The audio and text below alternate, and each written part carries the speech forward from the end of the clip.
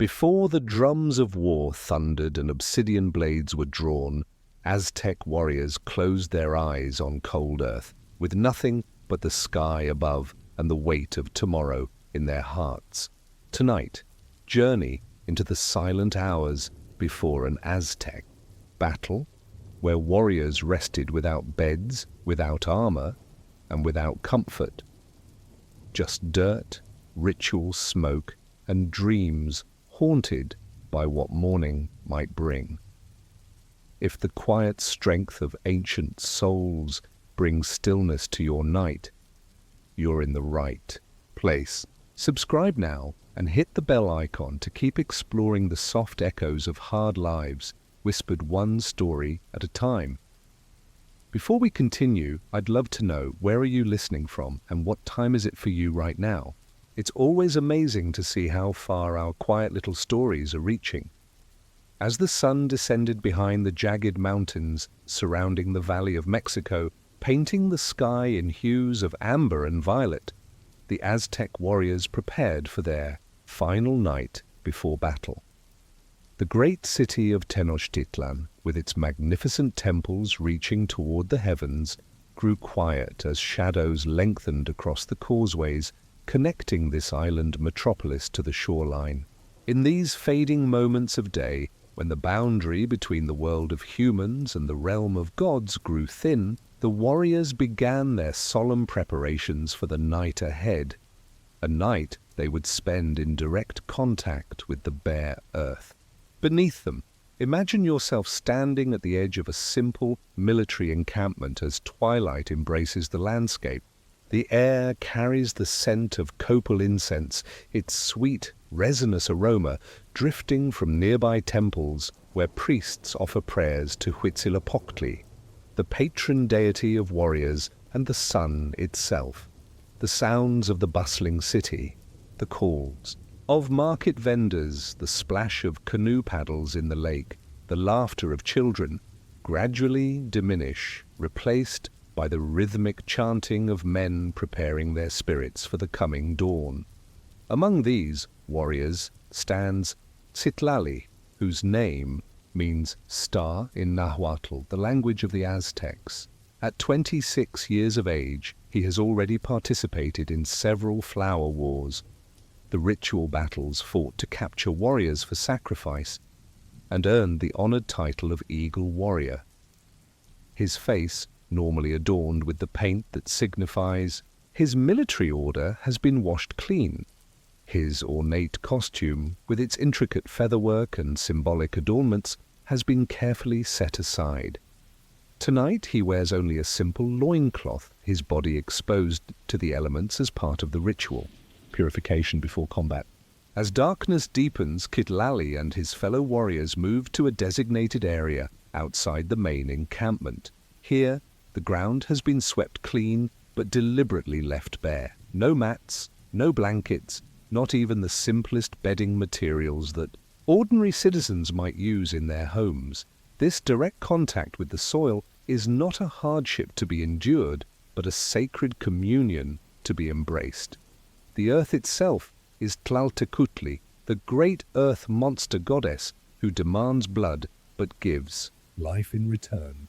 To sleep upon her body is to receive her strength, to synchronize one's heartbeat with the pulse of creation itself. The warriors arrange themselves in neat rows according to their military orders and ranks.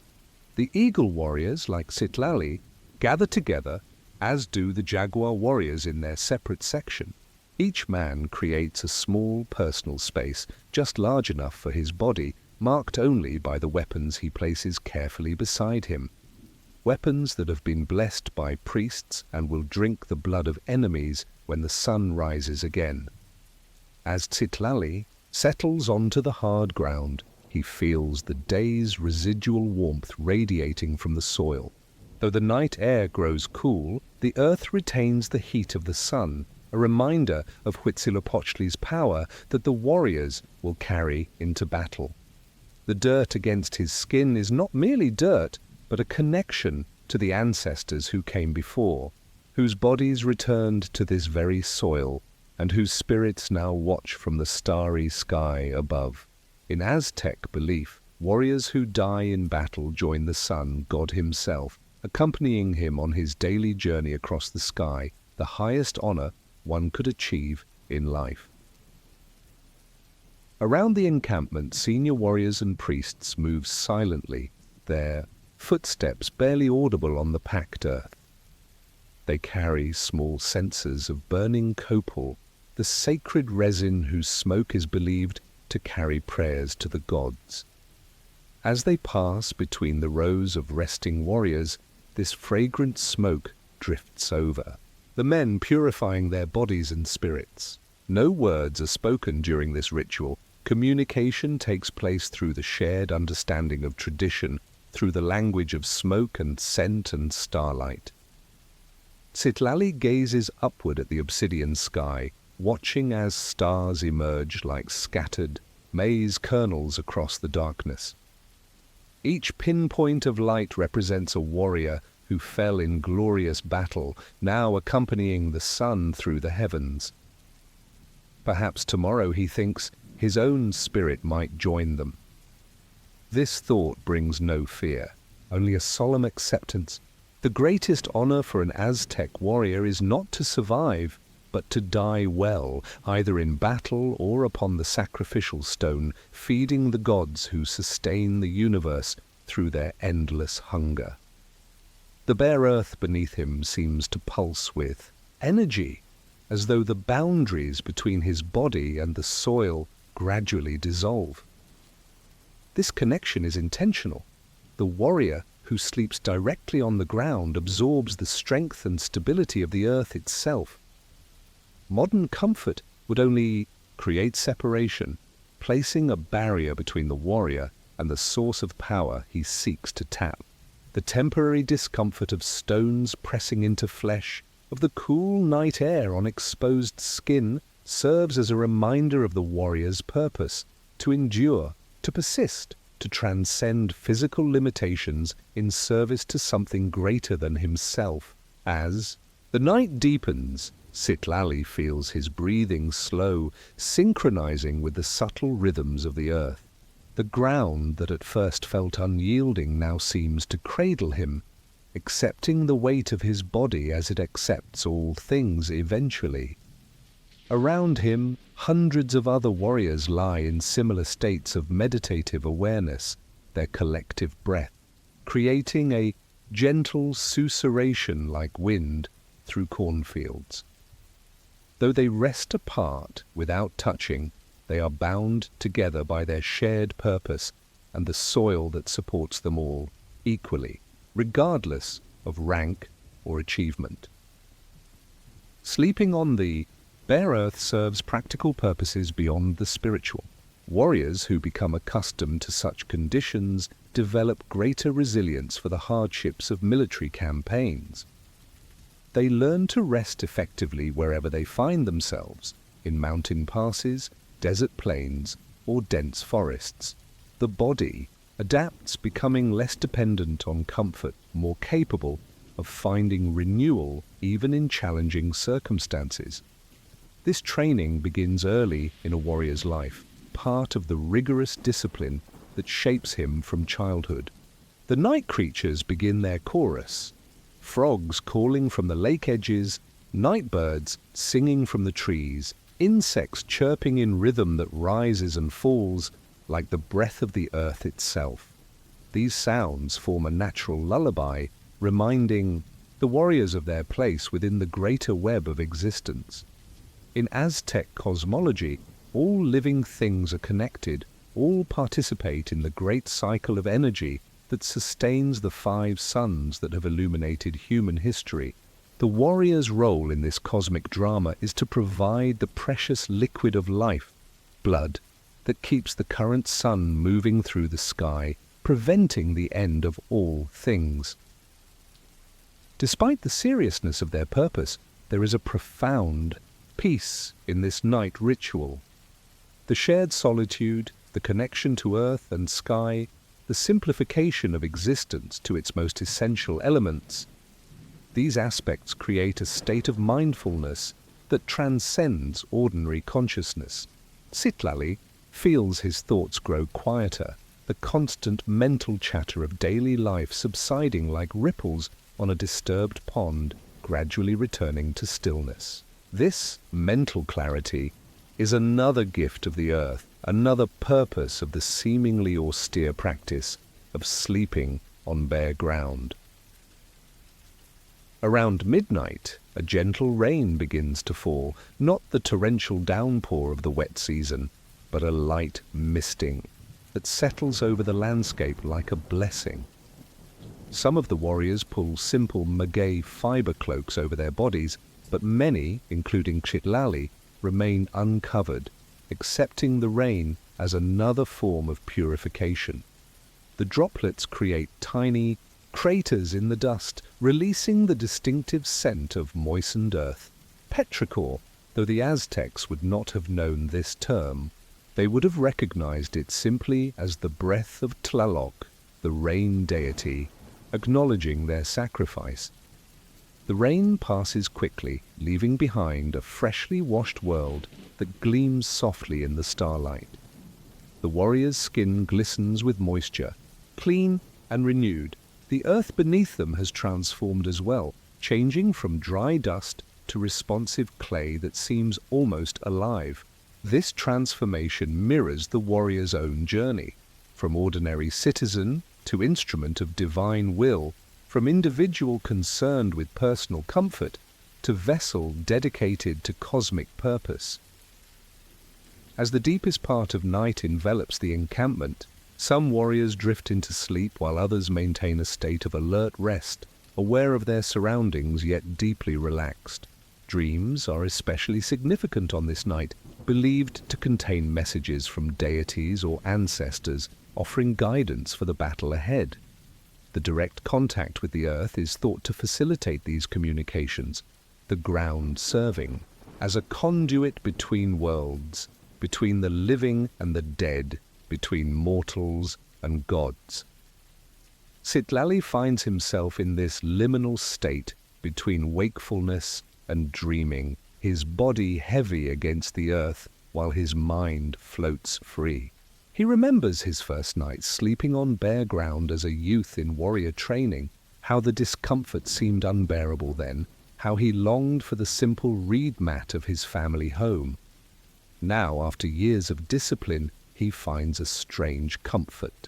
In this practice, a rightness that transcends physical sensation. The hardness beneath him feels like honesty, like truth.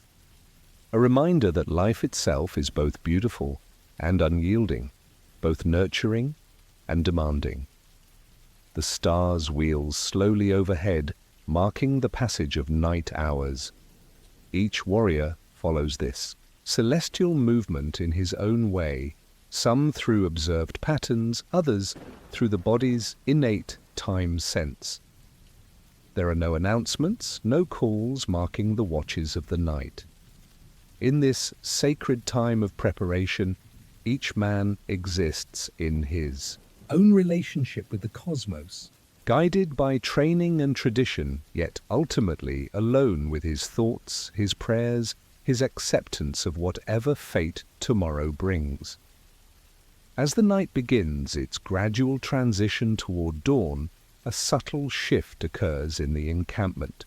Bodies stir, breathing patterns change, awareness returns to physical surroundings.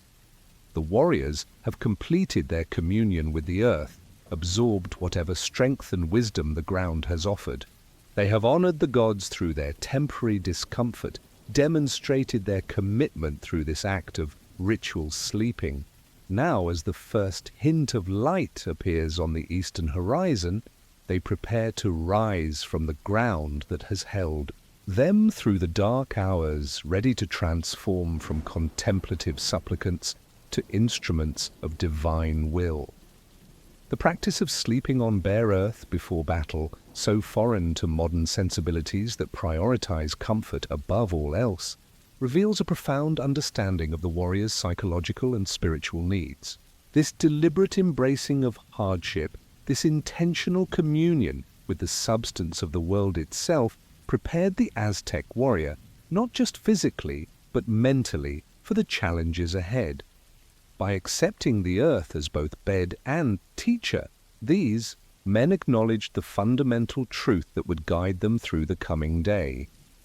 All life emerges from the soil and eventually returns to it, and the warrior's highest purpose is to participate consciously in this eternal cycle. The morning light filters through high clouds, casting dappled patterns across the courtyard of the Telpochcalli, the house of youth where young boys gather to begin their transformation into warriors.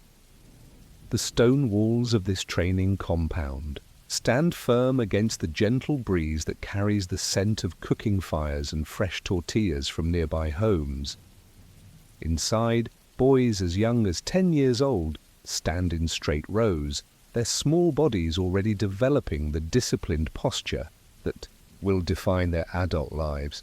They have arrived at dawn, escorted by fathers and older brothers who once stood in the same courtyard, beginning the same journey from child to warrior, from fragile seedling to sturdy oak, capable of weathering life's fiercest storms. The Telpochcalli forms the foundation of Aztec military training, an institution present in every neighborhood, every district of Tenochtitlan, and other cities of the Triple Alliance. Unlike the Karmakak schools that prepare noble children for priesthood or high administrative positions, the Telpochcalli welcomes children from common families, offering them a path to social advancement through military prowess. Here, a farmer's son might eventually rise to become a respected eagle or jaguar warrior, his achievements elevating not just himself, but his entire family's standing in the rigorously structured Aztec society. Among these boys stands Citlali, his 10-year-old, frame slightly smaller than some of his companions, but his eyes bright with determination. His father, a successful craftsman who never achieved warrior status himself, places a hand on his son's shoulder, the last gesture of parental tenderness the boy will receive for many years. From this day forward, the instructors of the Telpochcalli will become his primary guides, their discipline both harsher and more purposeful than anything he has experienced in his family home. Remember, his father says softly, the strongest trees have the deepest roots. Keep yourself grounded in who you are, even as you reach toward the sun. With these words, he turns and exits the courtyard, leaving Citlali to face his new life. The boy feels a momentary constriction in his throat, but swallows it down. Crying would bring shame not just to himself, but to his family name. Instead, he straightens his back and focuses his attention on the veteran warrior who now strides into the courtyard, his scarred body testament to battles survived, his bearing communicating authority that requires no verbal reinforcement. The training begins immediately with the most fundamental lesson: how to embrace discomfort as a teacher rather than an enemy. The boys are instructed to sit cross-legged on the bare stone courtyard under the strengthening sun. Hours pass without permission to move, without water to quench thirst. Some boys fidget or whimper, earning sharp reprimands. Citlali feels the heat of the stone through his thin cotton loincloth, feels his muscles protest, but remembers his father's words and imagines himself as a tree, drawing strength from the earth beneath him, remaining still despite the winds attempt to sway his branches. This first lesson extends into the night, when the boys are led to a simple dormitory with a hard-packed dirt floor. There are no sleeping mats, no blankets, only the earth beneath them and the adobe walls surrounding them. An instructor explains in a matter-of-fact tone, a warrior who needs comfort to sleep is a warrior who will fail his people. Learn to find rest on the ground itself, for it is the only bed you can always count on having. Citlali lies down directly on the dirt floor, feeling the unexpected coolness against his skin. After the day's heat, this contact brings relief rather than discomfort. He runs his fingers through the fine dust beside him, sensing its ancient presence, wondering how many boys before him have lain in this same spot, feeling this same earth against their skin. The thought brings a strange comfort. He is not alone but part of a continuing tradition, a living link in a chain extending back through countless generations. As days become weeks and weeks become months, the training intensifies. The boys learn to carry increasingly heavy loads, to run for hours without rest, to withstand extremes of heat and cold with stoic acceptance. Throughout it all, the earth remains their constant companion. The ground they run upon, the dirt they fall into during combat training, the bare soil they sleep on each night. This daily contact creates a relationship deeper than modern minds might comprehend, a visceral understanding that they are, ultimately, children of the soil as much as they are children of their human parents. By the time they reach 14 years of age, these once soft boys have developed hard bodies with sinewy muscles and calloused skin. Their training now includes actual combat techniques, how to wield the macuahuitl, the obsidian-edged wooden sword, how to throw the atlatl, spear thrower, how to move in formation with fellow warriors. Each success earns praise from instructors, previously known only for their criticism. Each failure results in additional hours of practice, often extending into the night, while peers sleep on the now familiar earth floor of the dormitory. At 15, Citlali experiences his first flower war, not as a participant, but as an observer, carried along with the adult warriors to witness the ritual combat that provides both training opportunities and captives for sacrifice. He watches from a hillside as warriors in magnificent costumes clash on a predetermined battlefield, their movements precise and powerful, their chants rising toward the sun god they serve. When a captured enemy is led away, bound but dignified in his defeat, Citlali feels a complex emotion stirring within him, respect for the prisoner's courage mixed with pride in his own people's victory. That night, after returning to Tenochtitlan, the young trainees are instructed to sleep outside, directly on the ground beneath the open sky, just as the adult warriors do before actual battle.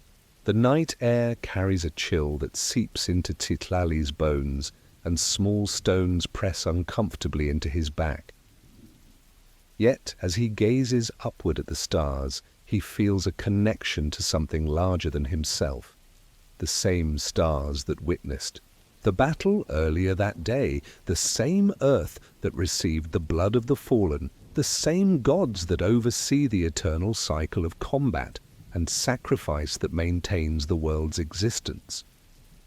By 18, Citlali and his peers have become young, men capable of participating in actual combat.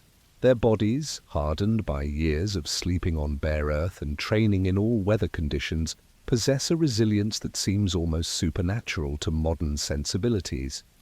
They can march for days with minimal supplies, sleep for brief periods, and awaken fully alert, ignore injuries that would incapacitate those accustomed to greater comfort.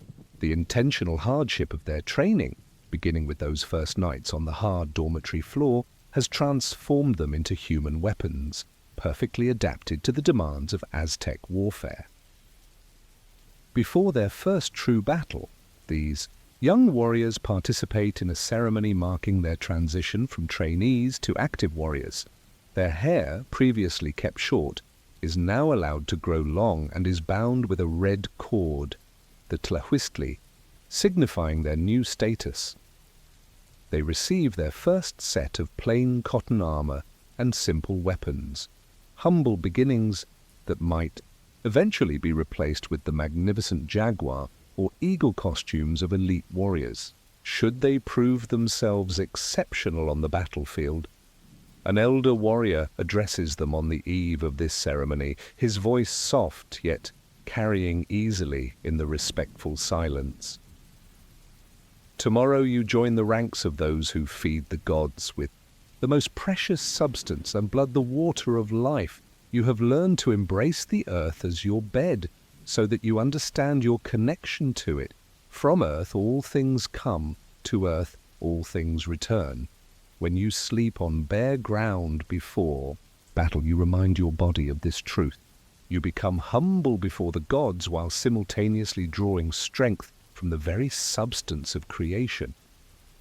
That night, Citlali and his fellow graduates sleep on bare earth in a temple courtyard, now as recognized warriors rather than students. The experience feels different somehow, more meaningful, more purposeful. The ground beneath him no longer represents a training hardship, but a sacred connection, a reminder of his place in the cosmic order. As he drifts towards sleep, he silently recites the prayer taught to all warriors. May my heart be true as obsidian, may my limbs be strong as oak, may my spirit rise to join the sun if tomorrow finds me worthy. The years that follow bring Citlali success on the battlefield. His natural agility and quick thinking serve him well, earning him recognition and his first captive during his 20th year. The young man he captures, a warrior from a neighboring city-state, fights valiantly, but ultimately falls to Citlali's carefully executed strategy. As Citlali binds his prisoner's arms, their eyes meet briefly, warrior to warrior, both understanding the sacred transaction taking place between them. The captive will feed the gods with his blood.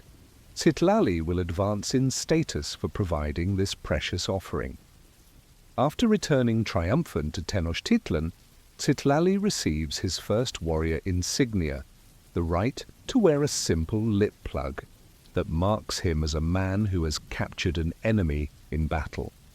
That night, though he could now claim certain comforts as a recognized warrior, he chooses to sleep on bare earth behind his family's home, maintaining the connection that has guided him from boyhood. His younger brothers watch with curiosity and admiration as he performs this ritual, preparing themselves mentally for when they too will enter the Telpochcali and begin the same journey. By his 25th year, Citlali has advanced to the rank of Eagle Warrior, one of the elite military orders. He now wears elaborate costume elements during ceremonial occasions, a helmet carved to resemble an eagle's head, clothing adorned with actual eagle feathers, ornaments signifying his accumulated achievements. Yet despite these outward signs of status, he maintains the fundamental humility instilled during those first days at the Telpochcali. Before each battle, he returns to the practice that shaped him, sleeping directly on the earth, reconnecting with the ground that has supported his journey from uncertain boy to confident warrior.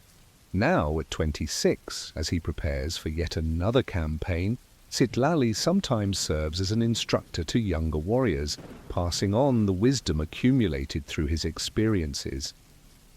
The comfort you surrender before battle, he tells them, is an offering as meaningful as the blood you may shed tomorrow. The gods notice your willingness to embrace discomfort in their service. The earth recognizes your body when you lie upon it without barriers. It remembers you as its child, returning like a son seeking his mother's counsel before facing danger. The young warriors listen with respect, recognizing in Citlali's words not just poetic language, but practical truth verified through generations of experience. The practice of sleeping on bare earth before battle has persisted not from superstition, but because it works, preparing the warrior physically, mentally, and spiritually for the challenges ahead, creating a state of readiness impossible to achieve through other means. As night descends once more over the military encampment, Citlali takes his place among his fellow eagle warriors, his body making direct contact with the soil, as it has countless times before. The earth receives him like an old friend, familiar with the contours of his body, the rhythm of his breathing, the weight of both his physical form and his accumulated experiences.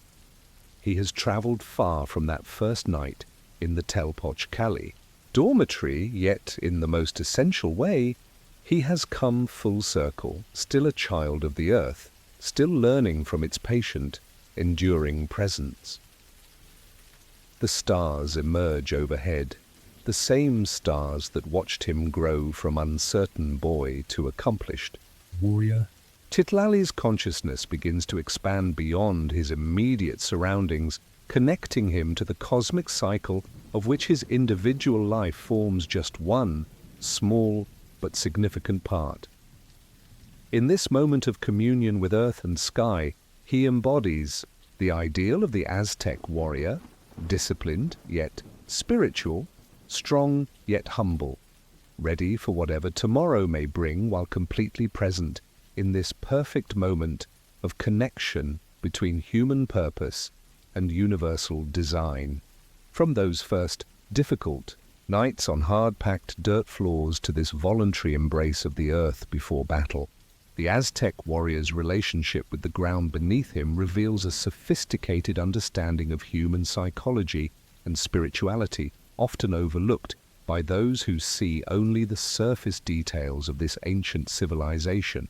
In their practical wisdom, the Aztecs recognized that true strength emerges not from avoiding discomfort, but from incorporating it into one's preparation, not from separating oneself from the natural world, but from remembering one's integral place within it. A gentle twilight descends over the Valley of Mexico, the sky transformed into a canvas of deepening blue brushed with strokes of amber and gold. The great mountain sentinels surrounding the valley, Popocatépetl and Iztaccíhuatl, stand silhouetted against this fading light, their snow-capped peaks catching the day's final glow. Below, in the military encampment, Aztec warriors prepare for their night of ritual sleep on the bare earth. They move with practiced precision, clearing small areas of debris, positioning weapons and minimal possessions, their actions infused with the reverence of sacred ritual rather than the mere pragmatism of military preparation. The connection between warrior and earth runs deeper than convenience or stoicism. In Aztec cosmology, the ground itself pulsed with divine presence. The body of Tlaltecuhtli, the earth monster goddess who had been torn apart at the beginning of creation to form the world. Her insatiable hunger required constant feeding. Through human sacrifice, yet she gave back abundantly, providing all sustenance, all foundation, all life. When the warrior placed his body directly on bare soil, he entered into communion with this primal deity, both offering himself and receiving strength in a reciprocal relationship fundamental to Aztec spiritual understanding. Citlali kneels, to touch the earth where he will spend the night, his fingertips making small impressions in the soil. In the fading light, he examines this ground closely, noting its color, texture, the small particles of stone and organic material that compose it. This is not just dirt, but a living substance, composed of countless generations of plants, animals, and humans that have returned to the earth before him. In the Nahuatl language, there exists no simple equivalent to the English word dirt, with its connotations of something worthless or unclean. Instead, the Aztecs spoke of tlali, earth, soil, land, a word carrying connotations of value, power, and sacred significance. "We come from the earth," his father had told him long ago, "and to the earth we return. Between these moments, we borrow its substance to form our bodies, its strength to fuel our actions." When you sleep upon bare ground, you acknowledge this truth and show proper gratitude for the loan. Around Citlali, other warriors perform their own small rituals of connection.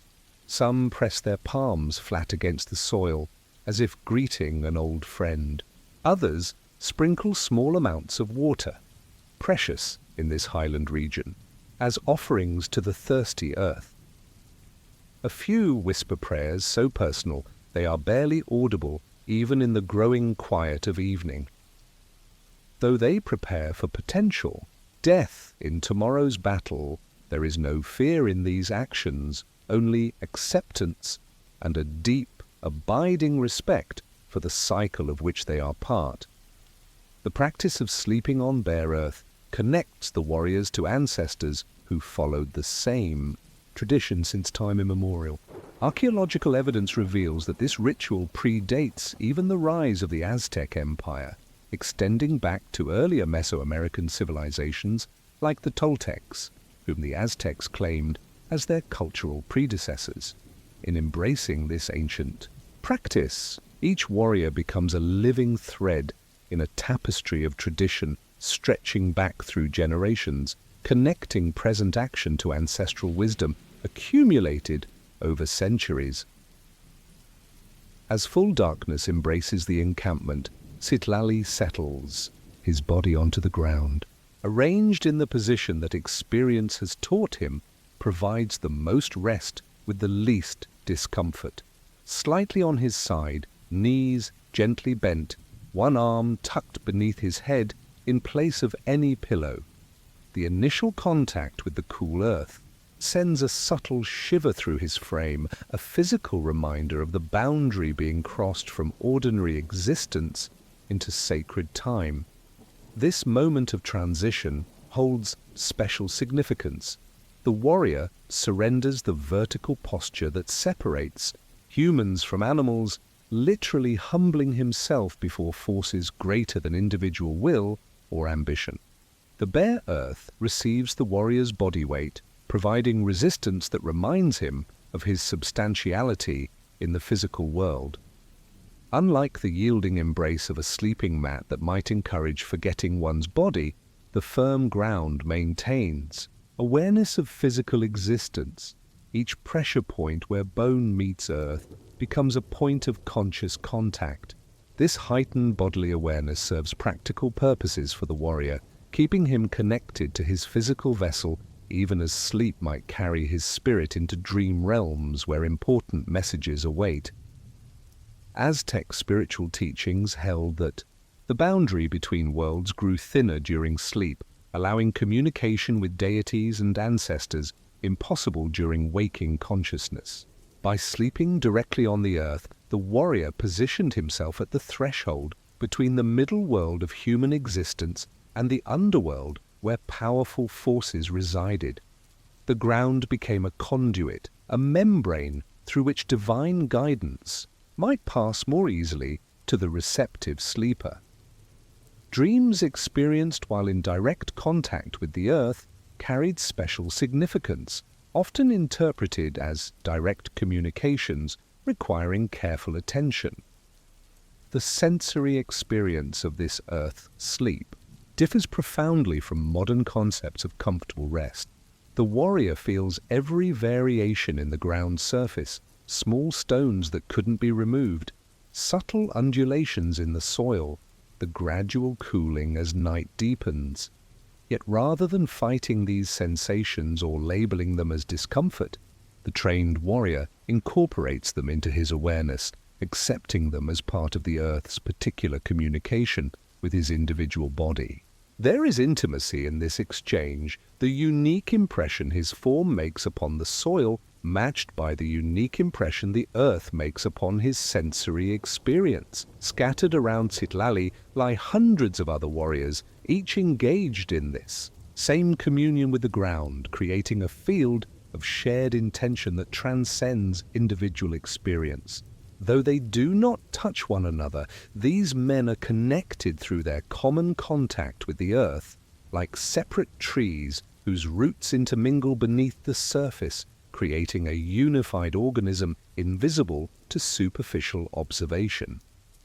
This underground connection mirrors the spiritual bonds between warriors who may tomorrow fight and possibly die beside one another, their individual fates woven into a single narrative of battle.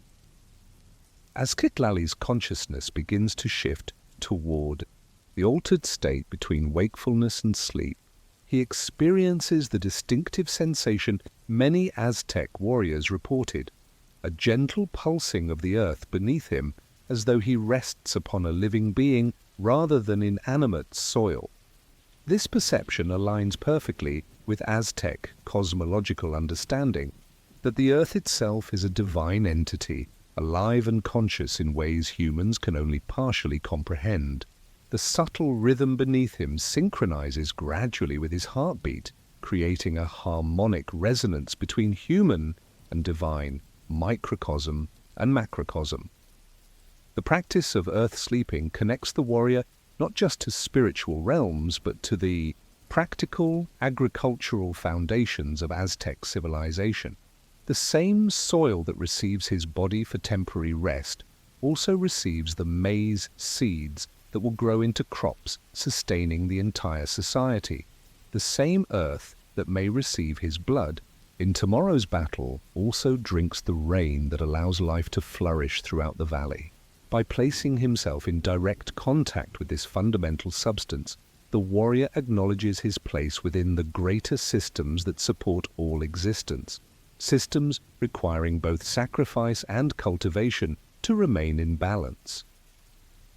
Modern archaeological research has revealed intriguing evidence about the cultural importance of earth contact in Mesoamerican traditions. Excavations of ancient military facilities sometimes show distinctive areas of compacted soil with minimal artifacts, spaces interpreted as designated sleeping areas for warriors. Unlike domestic contexts where sleeping platforms or mats left identifiable traces, these military sleeping grounds were intentionally kept bare, supporting the textual and pictorial evidence that warriors indeed maintained direct earth contact as part of their pre-battle ritual preparations. The spiritual significance of this practice extended beyond individual warrior preparation. In Aztec understanding, the collective energy of hundreds of warriors sleeping simultaneously on bare earth created a powerful spiritual current, a concentrated intention rising from the ground toward the divine realms.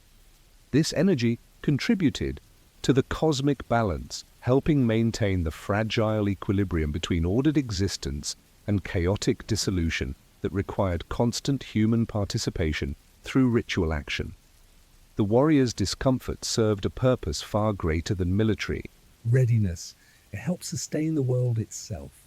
Beneath the blanket of stars, now fully visible in the night sky, Citlali's awareness continues to expand beyond ordinary boundaries.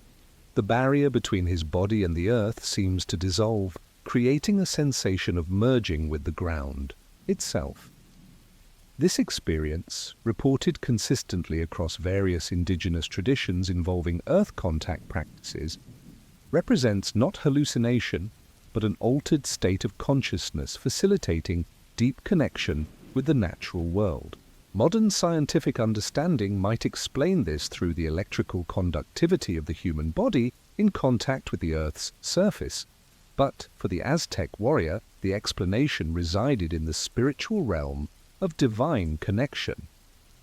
The cooler, night air moving across exposed skin creates a vivid contrast with the still warm earth beneath, enhancing the warrior's sensory awareness of existing between realms. Sky above, earth below, his human form temporarily suspended between these cosmic domains. This tripartite arrangement mirrors the Aztec understanding of the universe's structure. The celestial realm above, the terrestrial world of middle existence, and the underworld below. By sleeping under open sky upon bare earth, the warrior physically embodies this cosmic arrangement, becoming a living axis mundi connecting the three levels of existence. As midnight approaches, marked by the position of familiar stars overhead, the encampment has grown completely still. Even the sentries maintaining watch move with silent precision, honoring the sacred nature of their comrades' earth communion. The only sounds come from natural sources. The distant call of night birds, the soft rustle of wind through nearby vegetation, perhaps the far-off howl of a coyote roaming the valley edges. These sounds form part of the earth's communication, reminders of the living community to which the warrior belongs, regardless of tomorrow's outcome. The psychological effect of this earth-sleeping ritual operates on multiple levels simultaneously. By willingly embracing discomfort, the hard ground, the exposure to elements, the vulnerability of sleep itself, the warrior demonstrates both to himself and to watching deities his commitment to something beyond personal comfort or safety. This voluntary surrender paradoxically strengthens his resolve, clarifying priorities and eliminating the distractions of physical comfort that might otherwise cloud his purpose. The ritual creates psychological readiness that complements physical preparation, aligning mind, body, and spirit toward a unified goal. For Citlali, now drifting in the liminal space between consciousness and dreams, the earth beneath him has transformed from mere ground to active participant in his preparation. He feels it supporting him not just physically, but energetically, offering resilience accumulated through countless cycles of death and regeneration. The soil contains the remains of warriors who came before, their bodies returned to the earth they once honored through this same ritual of direct contact. In Aztec belief, their essence remains present in the ground, available to those who approach with proper respect and awareness. The practice carries ecological wisdom often overlooked by modern interpretations, focused on the more dramatic aspects of Aztec culture. By maintaining direct contact with the earth, warriors developed intimate understanding of the land they defended, not as abstract territory, but as living entity deserving protection and reciprocal care. This embodied knowledge influenced military decisions, agricultural practices, and settlement patterns, creating a culture that, despite its demanding religious practices, maintained environmental balance, sophisticated enough to support one of the world's most densely populated regions for centuries before European contact. As the deepest hours of night pass and Citlali's consciousness fluctuates between sleep and waking awareness, his experience of time shifts from linear progression to cyclical return. Each breath drawn from the night air, each subtle adjustment of his body against the earth, echoes countless similar moments extending backward through history and forward into futures yet unrealized. The warrior exists simultaneously in personal, historical, and mythic time, his individual experience overlaid with collective memory and cosmological significance that transforms a simple night spent on bare ground into participation in processes larger than individual comprehension. When the first hint of dawn appears on the eastern horizon, the direction associated with Huitzilopochtli, the warrior sun god who daily battles darkness to bring light to the world, Citlali gradually returns to full wakefulness. His body bears the temporary imprints of contact with the earth, perhaps slight indentations on skin that pressed against small stones, a coating of fine dust on exposed limbs, the temporary stiffness of muscles held against resistant ground. These physical marks serve as reminders of the night's communion, visible evidence of invisible exchange between warrior and earth. The transition from night's sacred time back to day's purposeful action happens through ritual movement. As Citlali rises from the ground, he brushes his hands lightly across the earth where his body has rested, a gesture of gratitude and respect. Some warriors gather small amounts of soil from their sleeping spots, tucking it into pouches worn during battle, carrying the earth's essence with them as they advance toward uncertainty. These gestures complete the cycle begun the previous evening, honoring the exchange that has taken place during vulnerable hours of rest.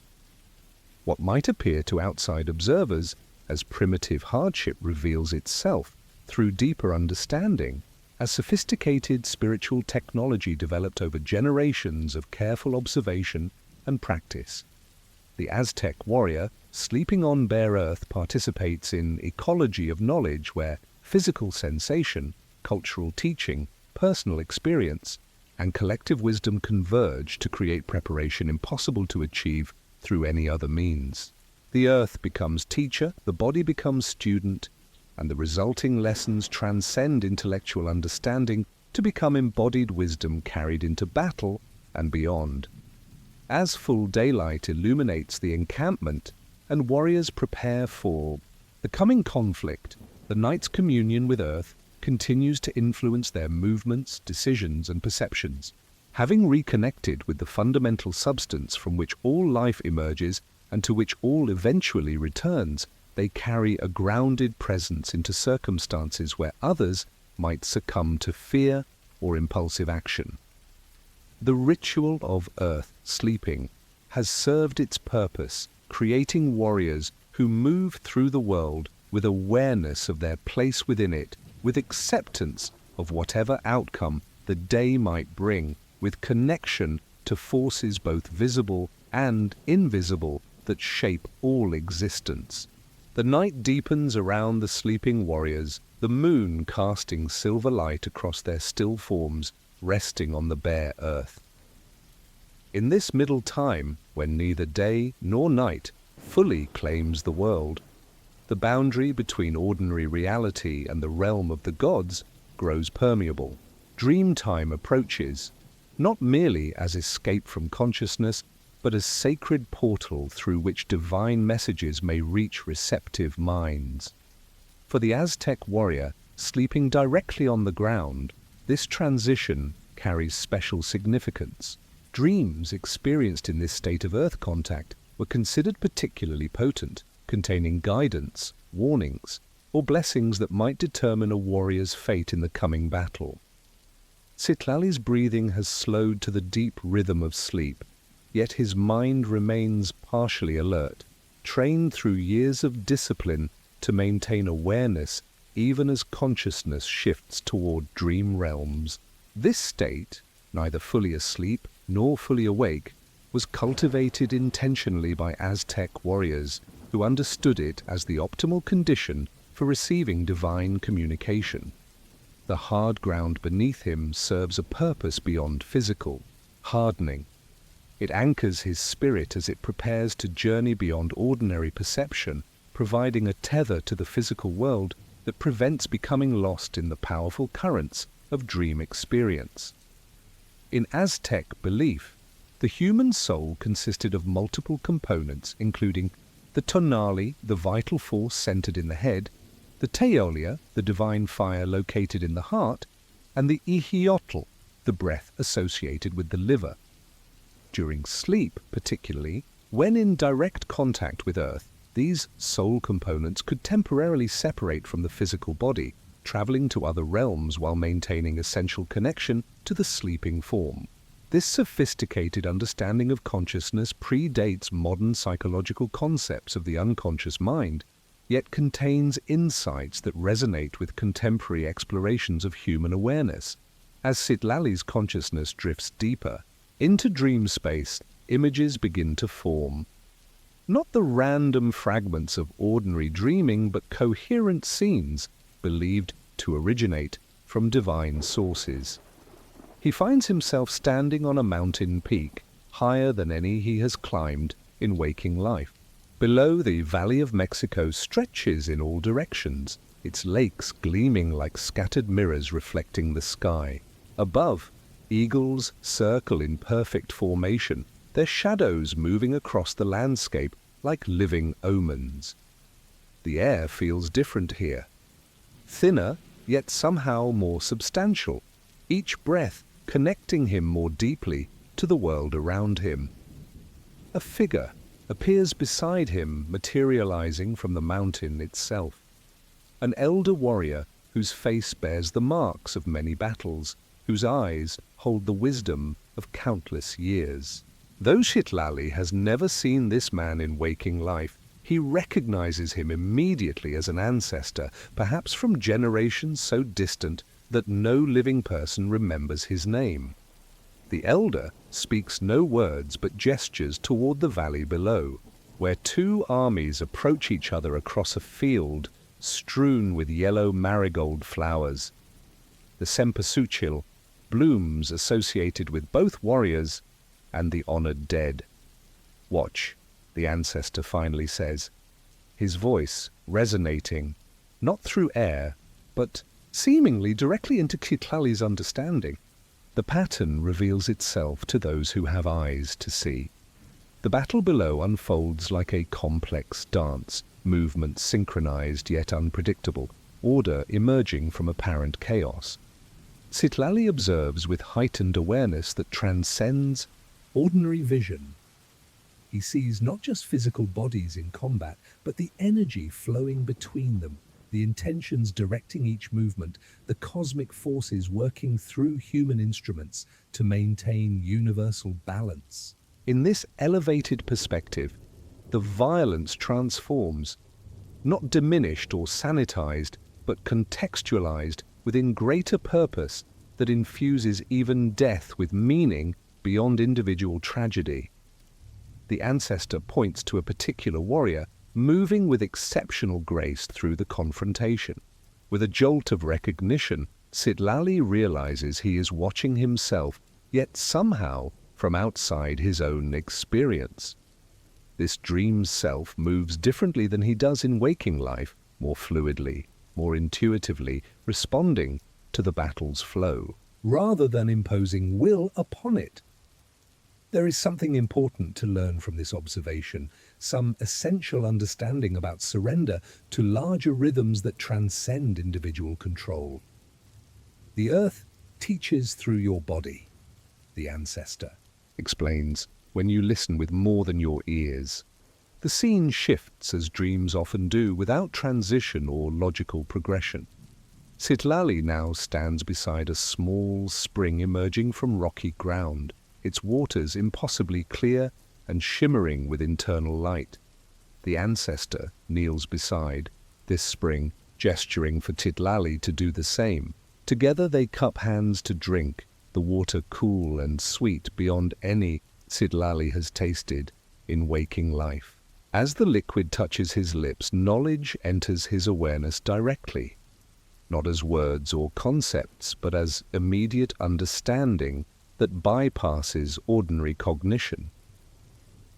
He comprehends in this dreamtime communication that tomorrow's battle represents more than political conflict or territorial expansion. It forms part of a cosmic pattern maintaining the flow of energy between worlds, human, divine, and natural. The blood that may be shed, including potentially his own, serves purpose beyond human comprehension, yet requires human participation to fulfill divine intention. This understanding brings neither pride nor fear, but rather a profound acceptance of his place within larger design that encompasses all existence. Throughout the encampment, other warriors experience their own dream communications, each unique to the individual, yet connected through shared cosmology and purpose. Some receive specific tactical insights that will guide their actions in tomorrow's conflict. Others encounter animal spirits that will lend their particular powers during the battle, the strength of jaguar, the precision of eagle, the adaptability of coyote. Still others meet deceased family members or warriors from previous generations, receiving blessings or warnings specific to their bloodlines and personal destinies. These dreams are not random or merely psychological. In Aztec understanding, they constitute actual encounters with non-physical realities as valid and significant as waking experience.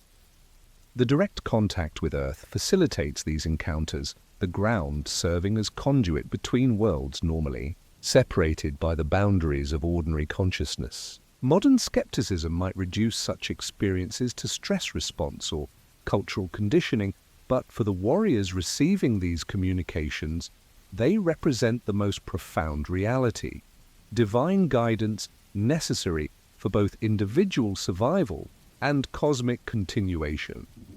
In his dream journey, Citlali now follows the ancestor along a narrow path winding up an unfamiliar mountain. Unlike the previous peak that offered panoramic vision, this mountain seems to lead inward as much as upward, the path spiraling towards some central truth. The vegetation changes as they ascend, from familiar valley plants to increasingly rare and strange specimens Citlali has never seen in waking life. Some glow with internal light, others seem to respond to their passing, turning to track their movement like living sentinels. The world reveals itself differently to those who approach with proper preparation, the ancestor comments, gesturing to the responsive plants. What sleeps on yielding comfort receives only ordinary dreams. What accepts the earth's firm embrace may be granted vision beyond common sight. At the mountain's summit, they enter a small clearing where stone sculptures emerge directly from living rock, as though the mountain itself has chosen to take form as sacred imagery. These sculptures represent not the grand deities of official temples, but older, more primal forces, the raw energies that existed before the current creation, the powers that will remain after this world cycle concludes. Citlali recognizes none of them specifically, yet feels familiar resonance, as though they represent aspects of existence his deeper self has always known, despite his waking mind's limitations. The ancestor gestures for Citlali to sit upon a flat stone at the clearing's center. As he does so, the earth beneath seems to shift slightly, accommodating his form as though responding to his specific presence. The stone feels neither warm nor cool, but somehow alive, its mineral structure, communicating directly with his flesh in language beyond words. The ancestor places hands on Citlali's shoulders, and suddenly vision explodes behind his closed eyelids, not of future events or specific guidance, but of interconnection so complete it defies description in ordinary language. He perceives, in this transcendent moment, that boundaries between entities, human, animal, plant, stone, deity, exist only within limited perception. From expanded awareness, all form part of single, interwoven existence in which separation represents temporary condition rather than fundamental reality. The battle tomorrow, with its potential for death and glory, appears within this vision, as necessary reconfiguration of energy, rather than final conclusion or absolute victory. The warriors who might fall return to the earth that has supported their final night's rest, continuing participation in cosmic cycles through transformed presence. This revelation brings tears to Citlali's dream eyes, not from sadness or fear, but from overwhelming recognition of beauty within the complete pattern, a pattern that includes both creation and destruction, both life and death, both victory and defeat as essential components of continuing existence. The ancestor's hands tighten briefly on his shoulders, acknowledging the profundity of this understanding and its rarity even among experienced warriors. Not all who sleep on earth receive such comprehensive vision. It comes only to those prepared through both training and innate receptivity. Carry this seeing into tomorrow, the ancestor instructs, not as distraction from necessary action, but as foundation beneath it. The warrior who knows the complete pattern fights differently than one who sees only immediate conflict. The dream shifts again, returning Citlali to the valley below, where battle preparations continue. But his perception has been permanently altered by the mountain vision.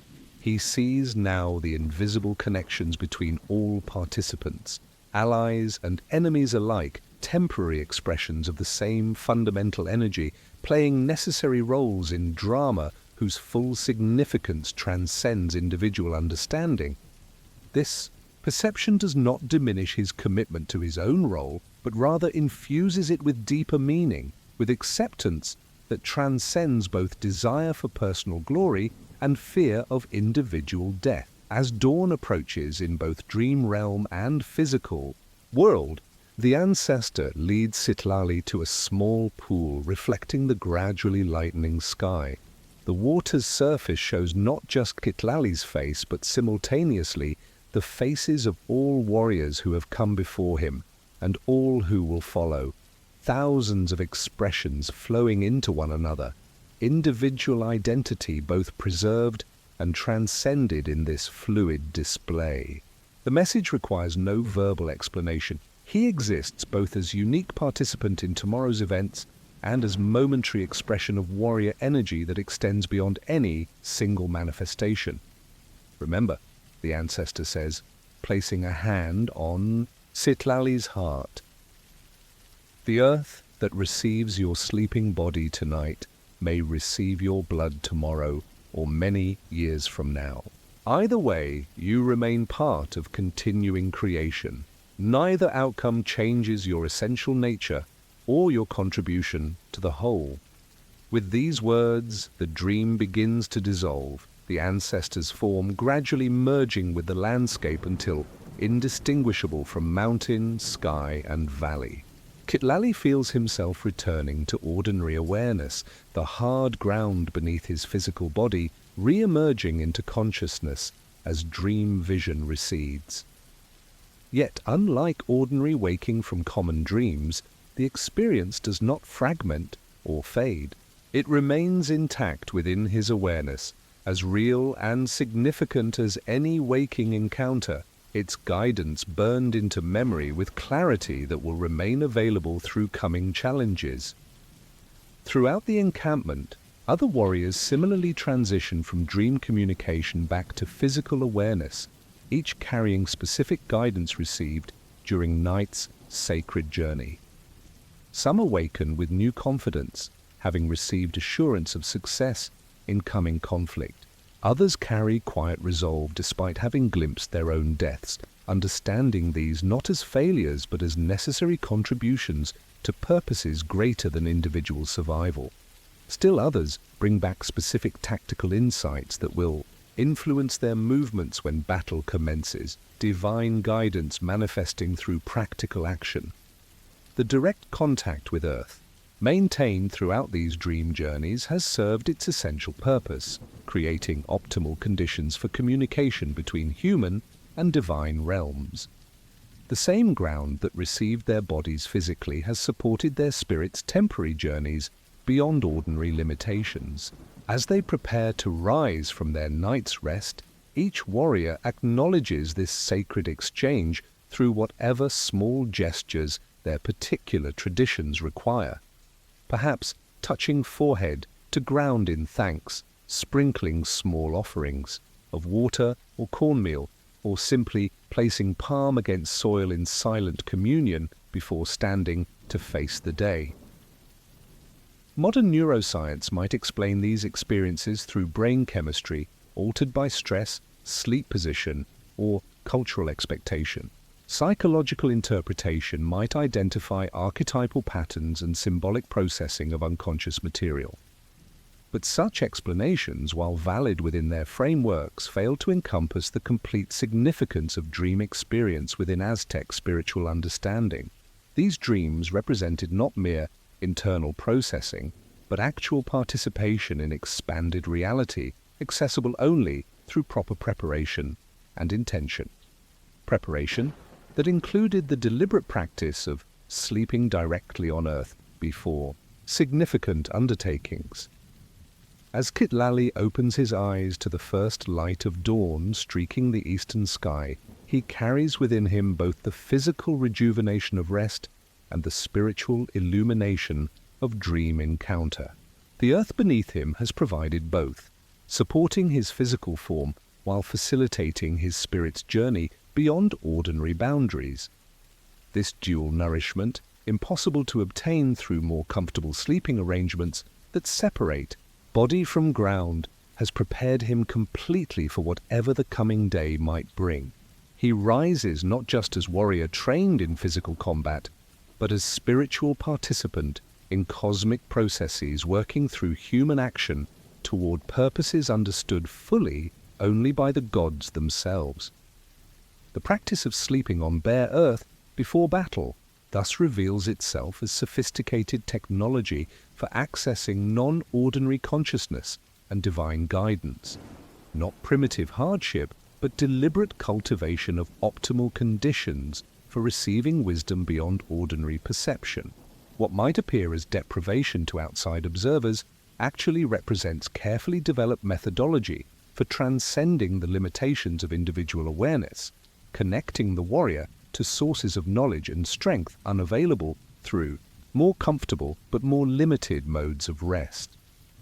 As the encampment fully awakens and warriors begin final preparations for the coming conflict, the night's dream communications continue to resonate, influencing decisions, movements, and interactions in ways invisible to casual observation. The earth that received their sleeping bodies now supports their standing forms, the same soil-touching feet that recently cradled entire bodies in vulnerable rest. This continuity of contact maintains the connection established through Nightsa, communion, carrying dream wisdom forward into daylight action that will determine not just individual fates, but the continuing balance of forces sustaining the Aztec understanding of properly ordered existence. The last light of day retreats beyond the western mountains, leaving behind a sky gradually deepening from azure to indigo. As stars begin to emerge like scattered embers above the military encampment, Aztec warriors conclude their preparations for the night of earth sleep that precedes tomorrow's battle. Unlike ordinary preparations for rest, this evening ritual follows precise patterns established through generations of tradition, each element carrying significance beyond practical function. The deliberate simplification of sleeping arrangements, the absence of mats, cushions, or coverings, represents not deprivation, but purification, a stripping away of comfort that simultaneously cleanses the warrior of distraction and connects him more directly to fundamental forces that will guide his actions when conflict begins. Citlali completes his personal preparations with methodical care. He has bathed in a nearby stream, allowing the flowing water to carry away not just physical dust, but symbolic impurities accumulated through ordinary life. His body has been ritually cleansed with copal incense, the aromatic smoke passing over, his skin in sweeping motions guided by a priest attendant who recited prayers connecting this individual purification to cosmic renewal. Now, as darkness claims the landscape, Citlali removes the simple garments he has worn since bathing. Setting, them aside carefully folded, he will sleep not just on bare earth, but as naked as he entered the world, his unclothed form a representation of essential humanity, stripped of cultural adornment and social signifiers. This nakedness serves multiple purposes within the purification ritual.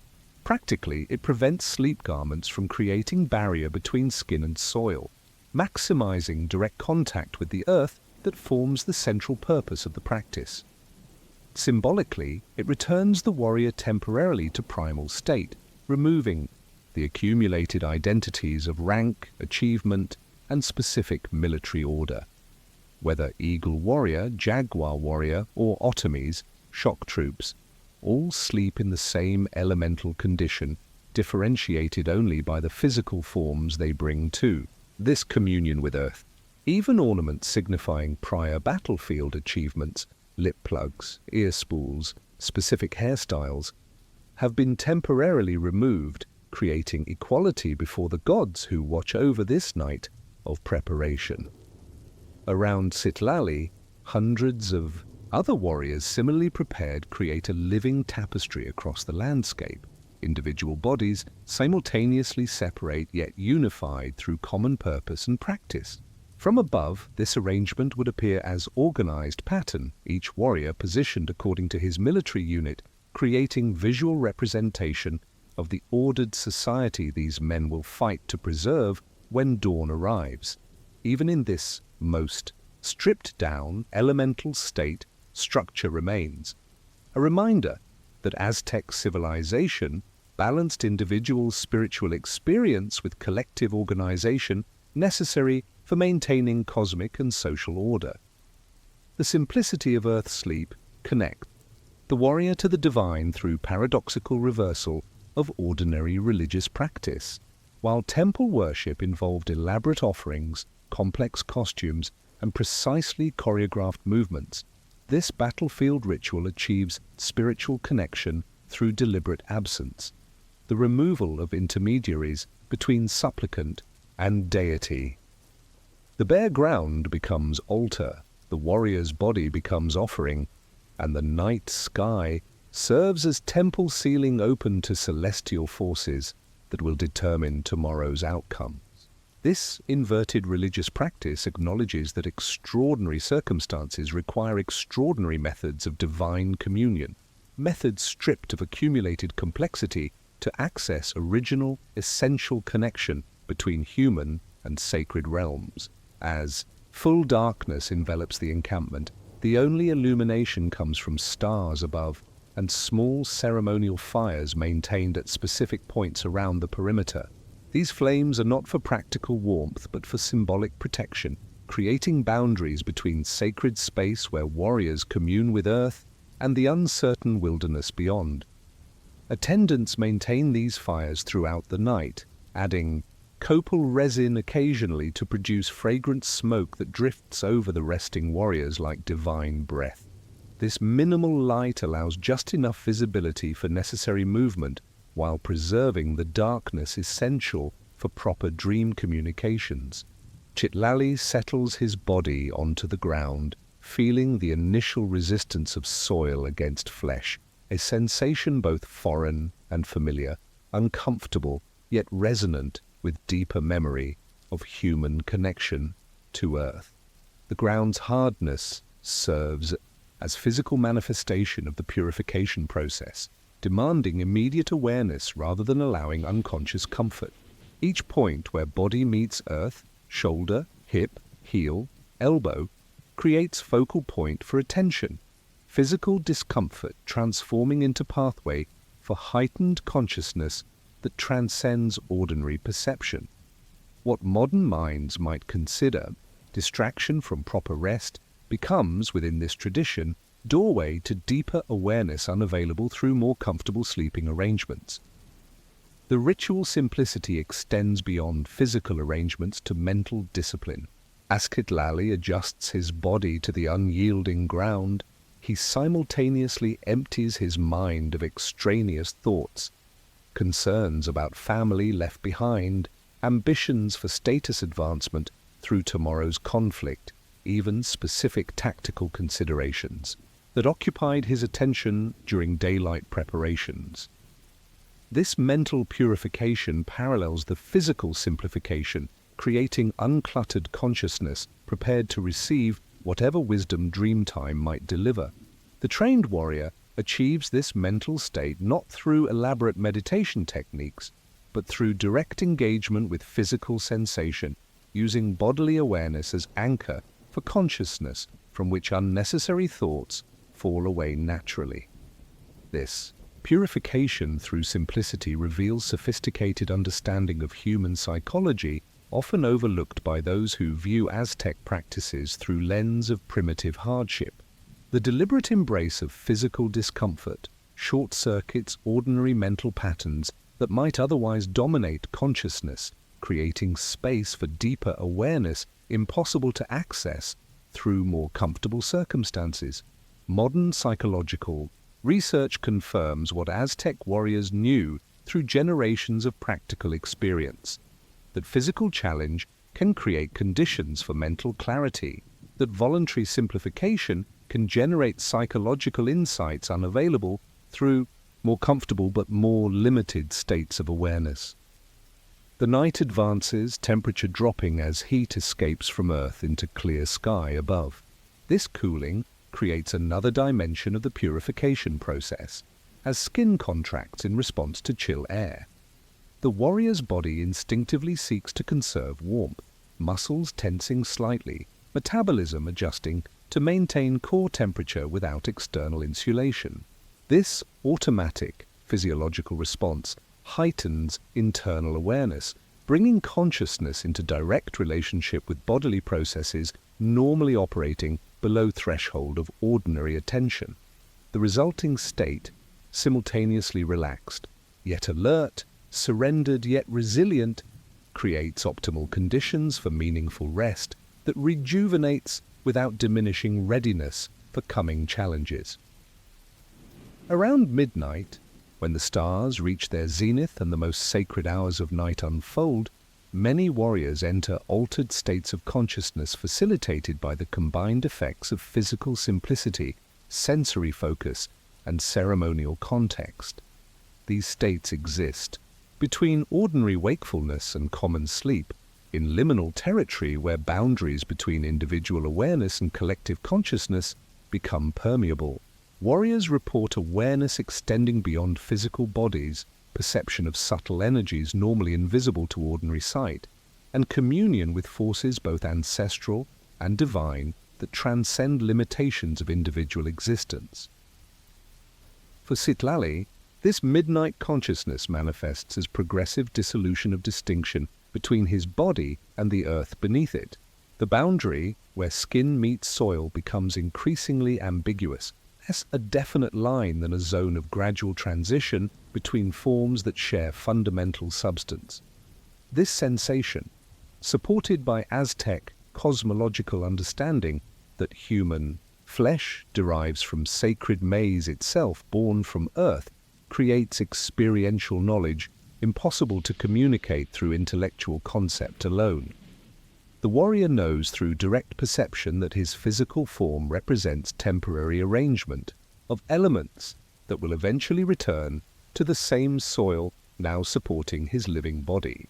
This midnight revelation brings neither fear nor detachment, but rather profound acceptance of the warrior's place within continuing cycles of existence. The simplicity of direct earth contact has stripped away conceptual barriers that ordinarily prevent full recognition of mortality's meaning. What remains is neither denial of death's reality nor despair at its inevitability, but clear-eyed integration of finite individual existence within infinite cosmic process. This understanding, unavailable through intellectual contemplation, alone emerges naturally from the purification ritual that removes both physical comforts and psychological defenses, separating the warrior from essential truth of human condition. The purification extends to emotional dimensions as well as physical and mental aspects of experience.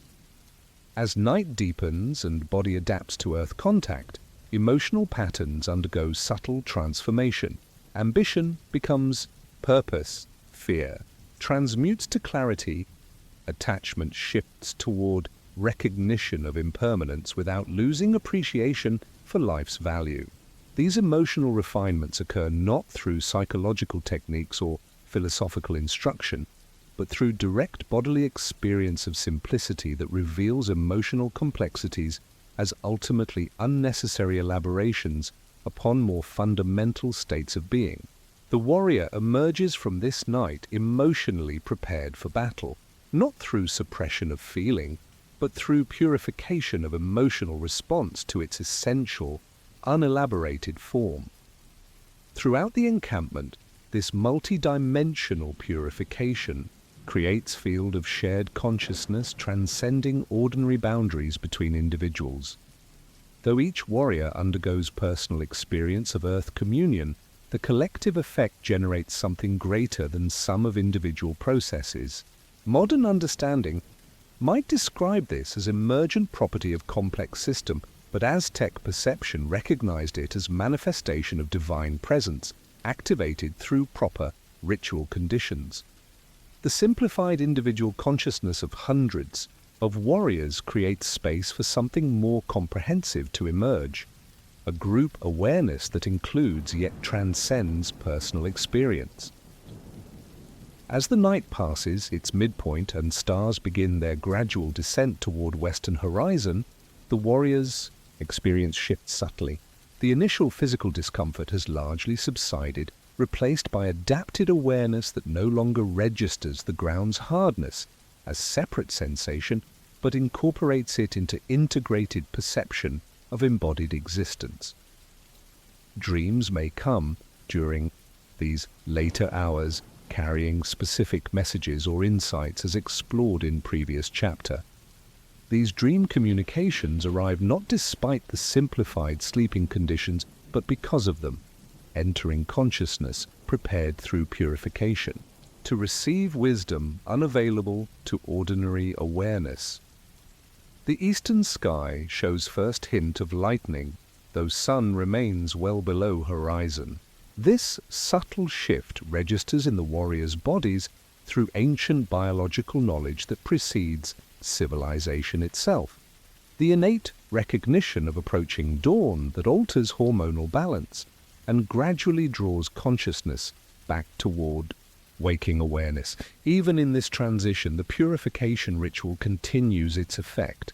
Unlike ordinary awakening that might involve grogginess or disorientation, warriors trained in earth sleeping experience clear, immediate return to full consciousness without intermediate states of confusion. The simplicity of their sleeping arrangement facilitates equally simplified transition back to wakefulness. Citlali opens his eyes to pre-dawn darkness, still filled with stars, his mind immediately clear, body responsive, despite night spent on unyielding ground.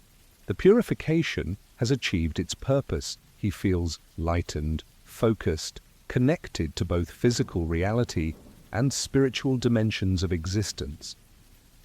The discomfort that accompanied initial contact with Earth has transformed through night's alchemical process into heightened awareness of both body's capabilities and its temporary nature. He has been simultaneously humbled through direct contact with the substance to which he will eventually return, and elevated through communion with forces that transcend individual mortality. Around him, other warriors similarly transition from night's sacred time to day's purposeful activity. The ritual simplicity that defined their rest now influences the deliberate efficiency of their movements as they rise, stretch bodies, maintained in fighting condition through years of training, and begin preparations for the coming conflict.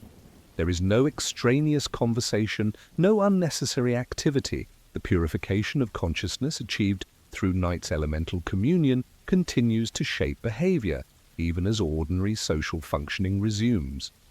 What might appear as grim determination to outside observers represents instead clarity of purpose, stripped of confusion or distraction.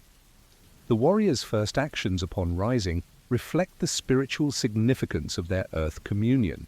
Many touch the ground where they have rested, offering brief prayers of gratitude to earth deity who received their bodies during vulnerable hours of sleep. Some collect small amounts of soil from these spots, securing it in pouches worn during battle as tangible connection to night's purification experience.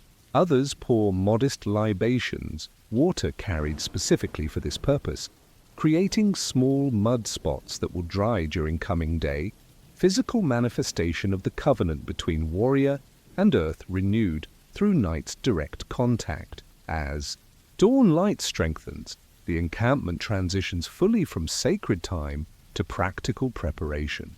Warriors don battle attire, not the elaborate ceremonial costumes worn during religious processions, but functional gear designed for actual combat conditions. The contrast between night's naked simplicity and morning's purposeful adornment highlights the complementary nature of Aztec spiritual practice, recognizing need for both elemental communion and culturally meaningful expression, both stripped-down essence and socially significant elaboration. Each warrior carries forward the purification achieved through night's simplicity, now channeling its clarity into focused preparation for coming conflict. The ritual of Earth sleep has achieved multiple purposes simultaneously: physical readiness through rest, adapted to actual battle conditions; psychological preparation through clarity derived from sensory focus; spiritual alignment through direct communion with divine forces; and social cohesion through shared participation in tradition that transcends individual preference. Modern military training attempts to achieve similar outcomes through elaborate systems requiring substantial resource investment. The Aztec method, in contrast, required nothing beyond disciplined acceptance of simplicity itself, finding strength through voluntary surrender of comfort, clarity through embrace of elemental reality. As the sun finally crests the eastern mountains, bathing the landscape in golden light, the full significance of the night's purification ritual reveals itself in the warrior's bearing and comportment. They move with integrated purpose that aligns individual action with collective intention, personal skill with shared strategy. The simplicity of their night's rest has stripped away distractions and hesitations that might otherwise fragment attention or dilute commitment. What remains is warrior consciousness in its most essential form, focused, present, connected to both immediate physical reality and larger purposes that give meaning to potential sacrifice. Citlali takes his position among fellow eagle warriors, the wooden frame of his battle helmet familiar against shoulders that still carry tactile memory of earth contact during night's communion. The purification ritual has prepared him completely, body rested yet alert, mind clear yet responsive, spirit connected to forces that transcend individual existence without diminishing commitment to immediate responsibilities. He understands, without need for explicit articulation, that the simplicity of Earth's sleep has transformed him temporarily from ordinary man with personal concerns into instrument of purposes that sustain the only world he has ever known. This transformation brings neither arrogance nor resignation, but balanced acceptance of the warrior's role within cosmic order, maintained through cycles of conflict, sacrifice, and renewal. As the army begins its movement toward the designated battlefield, the effects of night's purification remain evident in the disciplined precision of marching columns, the attentive awareness that requires no shouted commands or unnecessary communication. The ritual simplicity of earth sleep continues to resonate through bodies and minds prepared to face whatever outcomes the day might bring, not through elaborate psychological techniques or complex philosophical understanding, but through direct communion with the elemental reality that both precedes and survives all human endeavor. In this purification through simplicity, the Aztec warrior tradition achieved sophisticated preparation impossible to replicate through more comfortable but more limited approaches to rest and renewal. As you drift towards sleep tonight, gentle listener, consider how the ancient wisdom of earth connection might speak to our modern condition. Though your bed surely offers comforts unavailable to Aztec warriors, perhaps there remains value in occasional simplification, in direct contact, with elemental reality that grounds our existence. The earth still holds its ancient power to purify our complicated lives, to clear our cluttered minds, to remind us of fundamental truths easily forgotten amid contemporary complexity. Let the memory of these warriors' earth communion guide you toward dreams that connect rather than merely distract, toward rest that renews rather than merely escapes. The ground beneath us all still waits to teach, if only we remember how to listen through the wisdom of our bodies in direct contact with the substance from which all life emerges and to which all eventually returns. The blue vault of day surrenders to deeper hues as twilight embraces the Valley of Mexico. One by one, stars emerge from the darkening canopy, pinpricks of ancient light piercing the veil between worlds. For the Aztec warriors now settling onto bare earth for their night of ritual sleep, these celestial lights represent far more than natural phenomena. They are divine witnesses to human endeavor, ancestors watching from the heavens, and living embodiments of stories that give meaning to mortal existence. As the warriors position themselves on the ground beneath this cosmic dome, they enter into relationship not just with the earth below, but with the entire universe stretching infinitely above. Citlali, whose very name means star in Nahuatl, gazes upward as he arranges his body on the hard ground. The familiar constellations emerge in their eternal patterns, creating a map, both geographical and spiritual, that has guided his people for countless generations. Unlike modern humans, whose light-polluted skies reveal only the brightest celestial objects, Citlali sees thousands of stars in all their varied brilliance, from the faintest flickers to the steady glow of what we now know as planets. This celestial tapestry holds meaning interwoven with Aztec understanding of time, destiny, and cosmic order, meanings that inform his preparation for tomorrow's battle as surely as any tactical instruction. The most significant celestial pattern now visible is Mamalhuastli, what we call Orion's belt. These three aligned stars represent the hearth sticks used to kindle new fire in Aztec ceremonies, particularly the new fire ceremony conducted every 52 years when cosmic cycles aligned. The warriors consciously position themselves beneath this constellation, creating symbolic connection between the cosmic fire above and the potential sacrifice they may offer tomorrow. Their bodies, arranged in ordered rows according to military units, mirror the ordered precision of the stars themselves, human patterns reflecting celestial harmony in microcosm.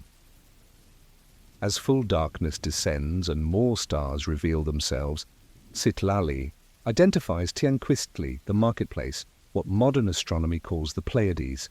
This distinctive cluster features prominently in Aztec calendrical calculations and agricultural timing. Its position tonight tells experienced warriors that the dry season has firmly established itself, meaning tomorrow's battlefield will feature hard ground favorable for rapid movement rather than the mud that might form during rainy months. This practical information, read directly from the sky, complements formal battle planning and demonstrates how celestial observation served both spiritual and pragmatic functions simultaneously. The stars hold personal significance for each warrior beyond collective meanings. Aztec belief held that an individual's destiny was influenced by the specific celestial arrangements present at their birth. Citlali was born under the influence of Tse Olin, one movement, a day sign associated with dynamic energy and cosmic motion. This birth destiny, calculated by priest astronomers and recorded in now lost codices, shapes his understanding of his purpose on the battlefield. He believes his natural affinity for quick, decisive movement, confirmed through years of training and previous combat, reflects this celestial imprint upon his essential nature. For warriors especially, the stars associated with directional quadrants held particular importance. To the north lies Tezcatlipoca, the smoking mirror deity associated with warfare, fate, and night, visible as the constellation Ursa Major to modern eyes. Its presence directly overhead during these midnight hours represents divine sanction for tomorrow's battle. Warriors aware of astronomical significance take comfort in this celestial endorsement, believing their actions participate in cosmic purpose rather than merely human conflict. The alignment between celestial patterns and earthly endeavors creates confidence impossible to achieve through physical preparation alone. The star-swept sky serves practical function for warriors maintaining night watches around the encampment perimeter, The steady movement of constellations across the heavenly dome provides precise timekeeping without mechanical devices. Experienced warriors can determine exact time by observing which stars have reached meridian, highest point, or which constellations have risen above the eastern horizon.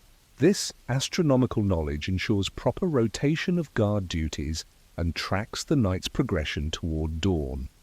Even in this utilitarian application, celestial observation carries spiritual dimension.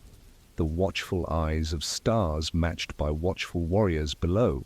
Midnight approaches, marked by distinctive celestial alignment visible to those trained in astronomical observation.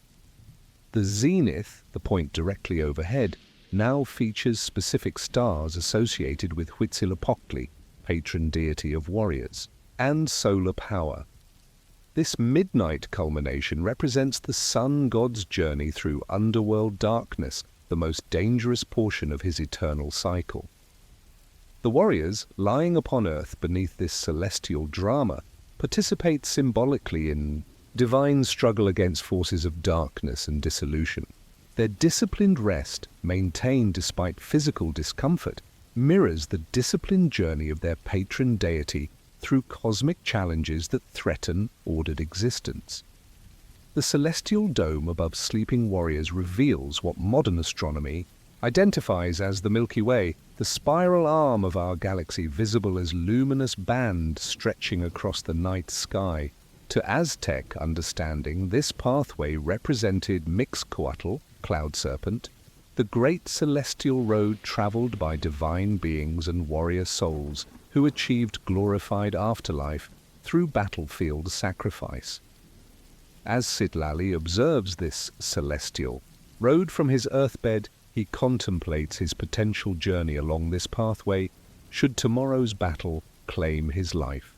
Unlike cultures that fear death exclusively, the Aztec warrior saw in the stars literal pathway to exalted existence beyond mortal constraints. The night progresses, marked by gradual rotation of the celestial sphere that carries constellations across the sky in stately procession. This movement was understood within Aztec cosmology as manifestation of ordered universe functioning according to divine intention. The predictable paths of stars provided reassurance that cosmic forces operated according to comprehensible patterns rather than chaotic randomness. For warriors preparing to enter the inherent chaos of battle, this celestial order offered psychological comfort, evidence that even apparently disordered experiences participate in greater patterns beyond immediate perception. Meteors occasionally streak across the night sky, brief flashes of light that modern science identifies as space debris burning in Earth's atmosphere. To Aztec understanding, these falling stars signified divine communication, momentary connections between celestial and terrestrial realms carrying specific meanings interpreted by those with proper training. Warriors observing such celestial events during this crucial night before battle pay particular attention to the direction, brightness, and timing of these phenomena, seeking personal messages regarding tomorrow's conflict. What scientific perspective might dismiss as coincidence or projection held profound significance within Aztec integrated worldview. The dark areas within the Milky Way, what we now know as interstellar dust clouds blocking light from distant stars, held special significance in Mesoamerican cosmology. One such formation, visible on clear nights near the constellation Cygnus, was identified as Mamaluastli, the fire drill constellation. Its appearance during this season traditionally signaled favorable conditions for military campaigns. Warriors familiar with these celestial markers note its prominence tonight, interpreting its visibility as positive omen for tomorrow's undertaking. These astronomical observations, accumulated through generations of careful study, informed military planning alongside more practical considerations of terrain, supply, and tactical advantage. Around the midpoint of night, when most warriors have surrendered to sleep, despite ground's hardness, the planet Venus rises above the eastern horizon, what modern astronomy identifies as Earth's closest planetary neighbor, reflecting sunlight. To Aztec understanding, this brilliant star manifested Tlahuizcalpantecutli, the Lord of the Dawn, fierce aspect of Quetzalcoatl, with direct influence over warfare and sacrifice. Its appearance during these specific hours carried significant meaning regarding next day's battle outcomes.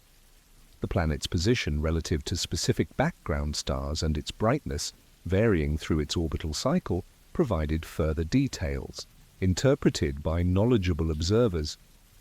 The stars bear silent witness to personal contemplation, impossible to share, even with closest comrades. As Citlali gazes upward during moments of wakefulness throughout the night, he reflects on his journey from youth to experienced warrior, from student of celestial movements to participant in cosmic patterns they represent. He considers how the same stars observed during his first Telpochcali training exercises now watch over what might be his final night before joining them in the heavens. This reflection brings neither melancholy nor fear, but acceptance of continuous cycles connecting individual existence to eternal processes visible in night sky's unchanging rhythms. For those warriors who maintain awareness despite sleep's temptation, the gradual wheeling of stars provides meditation focus that transcends ordinary consciousness. The unchanging patterns moving through predictable progressions offer contemplative anchor, similar to practices found in more explicitly meditative traditions. Experienced warriors enter states of consciousness neither fully awake nor completely asleep, but occupying transitional awareness where boundaries between self and cosmos become permeable. These states, facilitated by direct Earth contact combined with celestial focus, provide insights unavailable through ordinary perception or intellectual understanding alone. The celestial bodies serve as more than passive observers. They actively participate in battle preparation through their influence on natural phenomena. The full moon illuminating tonight's encampment affects both practical and spiritual dimensions of the coming conflict. Its light will make possible the pre-dawn approach marches. Its gravitational influence on human bodies, composed primarily of water, subtly affects physiological functions including alertness and sensory acuity. These effects, scientifically measurable though attributed to different causes than Aztec, understanding proposed, nevertheless confirm traditional wisdom regarding celestial influence on earthly activities. As the night deepens toward its final third, subtle shift occurs in the quality of darkness. Though sunrise remains hours away, experienced warriors sense approaching dawn through changes in celestial arrangement.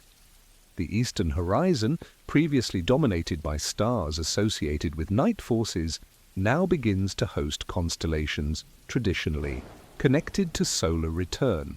This progression represents not just chronological measurement but spiritual transition from dominance of nocturnal powers toward re-emergence of solar energy represented by Huitzilopochtli. The warriors' bodies instinctively respond to these changes, shifting subtly in their earth sleep as consciousness begins gradual return toward full wakefulness. The stars most directly above the encampment during these pre-dawn hours belong to constellation Mixcoatl, associated with successful hunting and warfare. Its presence at this crucial juncture between night and approaching day was traditionally interpreted as favorable sign for military endeavors. Warriors familiar with astronomical significance note this alignment without need for discussion or explanation.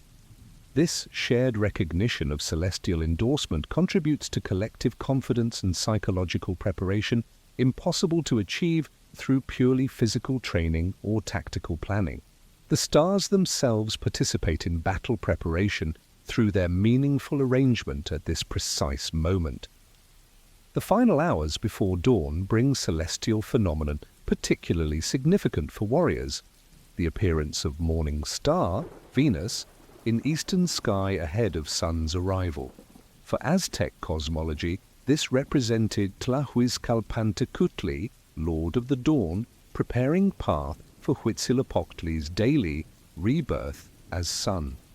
The morning manifestation of Venus held different significance than its evening appearance, representing aggressive rather than reflective aspects of divine influence. Its brightness this particular morning, determined by its actual orbital position relative to Earth and Sun, would be interpreted as specific commentary on the coming battle's likely outcome. As first light finally approaches with eastern horizon, beginning to show faintest illumination though sun remains below visible threshold, the celestial dome has completed its night journey. The stars that witnessed warriors' earth sleep now fade gradually from perception, withdrawing their direct observation but leaving their influence imprinted on both collective preparation and individual consciousness. The cycle of celestial witness concludes, as it has countless times before, the eternal patterns of stars yielding to temporary dominance of single star, the sun, whose emergence signals transition from sacred night to active day. Sidlali rises from his earth bed as solar illumination begins transforming landscape from shadowed mystery to revealed terrain. His night beneath star-filled sky has integrated celestial influence into his preparation, connecting individual purpose to cosmic patterns visible in orderly progression of constellations. The stars have witnessed his submission to grounds, hardness, his dream communications with divine realms, his willing participation in traditions established through generations of warrior preparation. Though no longer visible, their presence remains active in his awareness as he prepares to fulfill destiny partially determined by their influence from moment of his birth. Throughout the encampment, warriors transition from night's contemplative communion with stars and earth to day's decisive action. The celestial witnesses have completed their observation until next night's return, but their influence continues through the warrior bodies that absorbed both earth energy from below and cosmic influence from above.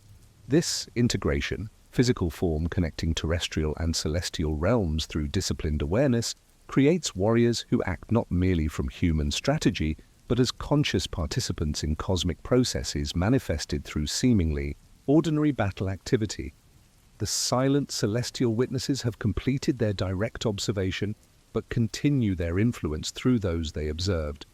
The night sky above sleeping warriors has served multiple functions simultaneously: timekeeper marking passage of hours, calendar establishing seasonal appropriateness of military action, divinatory tool providing omens regarding battle outcome, psychological support offering cosmic endorsement for human undertaking, spiritual connection linking individual warriors to ancestral presence and divine witness, navigational reference establishing directional orientation, and contemplative focus facilitating transcendent awareness beyond ordinary consciousness. This multi-layered significance demonstrates sophisticated Aztec integration of astronomical observation with practical, psychological, and spiritual dimensions of warfare preparation. As full daylight now illuminates the landscape and warriors make final preparations for approaching conflict, the stars have completed their role in this particular preparation ritual. Yet their influence, absorbed through night-long exposure to their collective presence, remains active in warrior consciousness. The disciplined earth sleep beneath celestial observation has achieved its purpose, creating warriors who carry cosmic awareness into seemingly mundane human conflict. The stars, though temporarily invisible against day's blue canopy, continue their silent witness through the actions of those who spent night in their steadfast company, connecting individual human endeavor to eternal patterns visible in night sky's unchanging rhythms. The day's last light fades from the western sky as Aztec warriors settle their bodies onto the bare earth for their night of ritual sleep. This practice, seemingly austere to modern sensibilities accustomed to cushioned comfort, represents sophisticated understanding of human physicality that transcends mere stoic endurance. The direct contact between warrior flesh and solid ground creates specific physiological responses impossible to achieve through more comfortable arrangements. Beyond spiritual and psychological dimensions explored in previous chapters, this earth sleep prepares the warrior's body itself, muscles, nerves, internal organs, and sensory systems for the extraordinary demands of combat through principles both practical and profound. Sidlali positions himself carefully on the packed soil, his movements deliberate and precise. Years of training have taught him optimal arrangement, slightly on his side with knees gently bent, one arm extended along the ground, the other folded near his chest, head resting directly on earth without elevated support. This position, refined through generations of warrior experience, allows maximum bodily contact with the ground while minimizing pressure points that might create counterproductive discomfort. The subtle adjustments he makes distribute his weight evenly, creating balanced contact that allows earth energy to flow unimpeded into his physical form through what modern understanding might describe as conductivity between soil minerals and bodily elements. The initial physical sensation as body meets ground registers as resistance, the unyielding firmness so different from yielding surfaces modern humans associate with rest. This resistance immediately activates proprioceptive awareness, the body's internal sensing system that tracks position, pressure, and movement through specialized nerve receptors. Unlike soft sleeping surfaces that diminish proprioceptive input, the hard ground creates continuous, clear feedback that maintains the warrior's bodily awareness even during deepest sleep phases. This heightened proprioception ensures that morning awakening brings immediate, complete physical orientation rather than the momentary confusion often accompanying emergence from sleep on more enveloping surfaces. Around the encampment, hundreds of warriors make similar adjustments, their bodies forming temporary impressions in the soil as weight settles into final arrangements for night's duration. The physical discipline evident in these movements reflects years of training that has transformed what might initially have been uncomfortable endurance into refined practice. The body learns to interpret ground contact not as discomfort requiring constant adjustment but as stable foundation supporting conscious rest. This adaptability, the physical form's capacity to find comfort in conditions that untrained bodies would experience as hardship, represents fundamental aspect of warrior preparation impossible to develop through theoretical instruction alone. As the night deepens and warriors surrender to sleep's necessity, physiological processes unique to earth contact begin their subtle work within physical bodies. The firm support beneath the full length of the spine maintains natural alignment impossible to achieve on softer surfaces that allow partial sinking of heavier body sections. This alignment, maintained throughout sleep's duration, allows muscle groups to release tension completely rather than maintaining unconscious engagement necessary on less supportive surfaces. The resulting muscular recovery creates readiness for extreme exertion impossible to achieve through sleep that requires ongoing postural adjustment throughout night hours. The direct ground contact facilitates temperature regulation through principles rediscovered by modern research into earthing or grounding practices. The soil beneath sleeping warriors maintains relatively stable temperature, cooler than human bodies in evening hours, sometimes warming slightly as night progresses. This natural temperature gradient draws excess heat from resting bodies without, creating the chill that might disturb sleep if exposed to open air. Aztec warriors understood through practical experience what contemporary science confirms through measurement, that direct earth contact helps maintain optimal body temperature for restful sleep through thermal conductivity between soil and skin.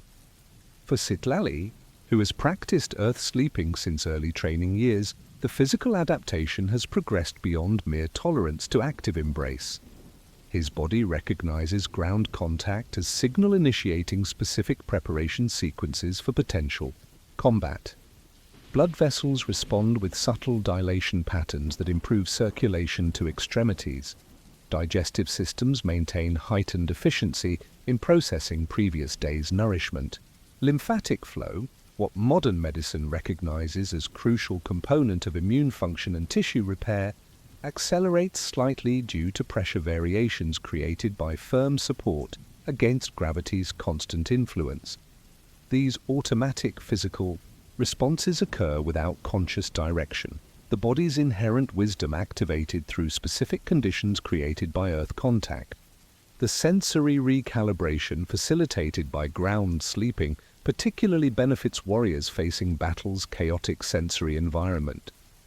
Throughout the night, subtle vibrations travel through soil, distant animal movements, shifting winds against landscape features, even fellow warriors' breathing and heartbeats transmitted through shared earth connection.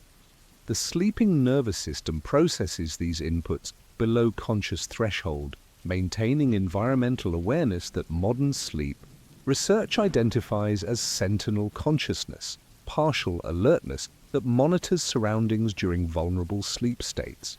This capacity, essential for survival in natural environments and combat situations alike, develops naturally through regular earth contact sleep, but atrophies when bodies rest on surfaces isolated from environmental vibration.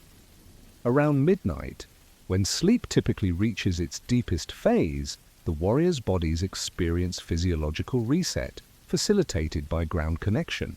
The consistent pressure against skin surfaces triggers specific nervous system responses that modern research associates with parasympathetic activation, the rest and digest mode, counterbalancing sympathetic fight or flight responses necessary during combat. This balanced activation, impossible to achieve through constant comfort that fails to provide necessary pressure input, ensures that warriors awaken with nervous systems prepared for extreme arousal without depleting essential recovery capacity. The earth sleep creates physiological readiness for oscillation between intense action and momentary recovery that characterizes actual battle conditions. The position of sleeping directly on earth allows warriors' bodies to release accumulated tension through direct transfer into ground. Modern understandings of fascial tissue, the connective network surrounding muscles, organs, and bones, suggests that pressure against firm surfaces facilitates unwinding of restrictions developed through intense physical activity. Without conscious direction, the sleeping body gradually shifts to press areas of particular tension against the ground, using Earth's resistance to work through physical patterns that might otherwise limit next day's movement capacity. This natural self-adjustment, possible only through direct contact with firm support, ensures optimal mechanical function when combat demands maximum physical expression. For experienced warriors like Citlali, years of earth sleeping have created distinctive physical adaptations visible to knowledgeable observers. Their bodies display particular muscular development responding to regular ground contact, enhanced stabilizing muscles supporting spine and core, strengthened rotational capabilities necessary for transitioning between ground and standing positions, and specialized adaptations in hands and feet that maintain sensitivity while developing protective durability. These physical changes, developed through consistent practice rather than specific training exercises, create combat advantages impossible to achieve through isolated skill development, divorced from integrated lifestyle practices like earth sleeping. This humble ground rest particularly benefits spinal health through principles receiving renewed attention in contemporary movement research. The firm support allows natural curvatures to maintain optimal alignment without muscular effort, facilitating cerebrospinal fluid circulation essential for nervous system recovery. This spinal reset contributes to sensory integration, the harmonious cooperation between visual, vestibular, balance, and proprioceptive systems crucial for the split-second coordination demanded by combat conditions. Warriors who sleep on Earth consistently demonstrate superior balance recovery, spatial orientation, and movement efficiency compared to those whose bodies lack this regular recalibration experience. As night progresses toward dawn, warriors experience natural transitions between sleep stages without artificial interruption. The absence of excessive cushioning allows bodies to receive clear environmental cues, subtle temperature changes, shifts in air movement, gradual increases in ambient light that signal appropriate timing for physiological preparation preceding awakening. Rather than jarring transition from deep sleep to sudden consciousness typical of modern sleep environments, warriors experience graduated alertness increase aligned with environmental conditions. This natural awakening sequence ensures that physical systems activate in synchronized progression, optimized through evolutionary development rather than arbitrary interruption. The Earth sleeping practice develops specific capacity crucial for combat effectiveness, the ability to find momentary rest during active conflict. Warriors whose bodies have adapted to finding comfort on bare ground can utilize brief opportunities for recovery during battle's natural pauses, dropping immediately to ground cover positions that simultaneously provide protection and milliseconds of muscular recovery, impossible for those who associate ground contact with discomfort requiring adjustment. This capacity for micro-recovery, developed through nightly Earth communion, creates substantial endurance advantage during extended conflicts where sustained effort determines survival and success. Pre-dawn hours bring subtle activation to sleeping. Warriors' bodies, physiological preparations beginning before conscious awareness registers approaching day.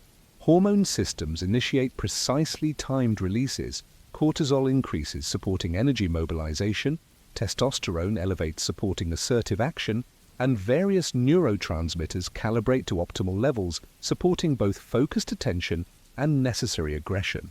The timing of these chemical messengers aligns perfectly with environmental cues transmitted through Earth contact, creating readiness that artificial sleep environments often disrupt through separation from natural triggers that evolved alongside human physiology throughout evolutionary development.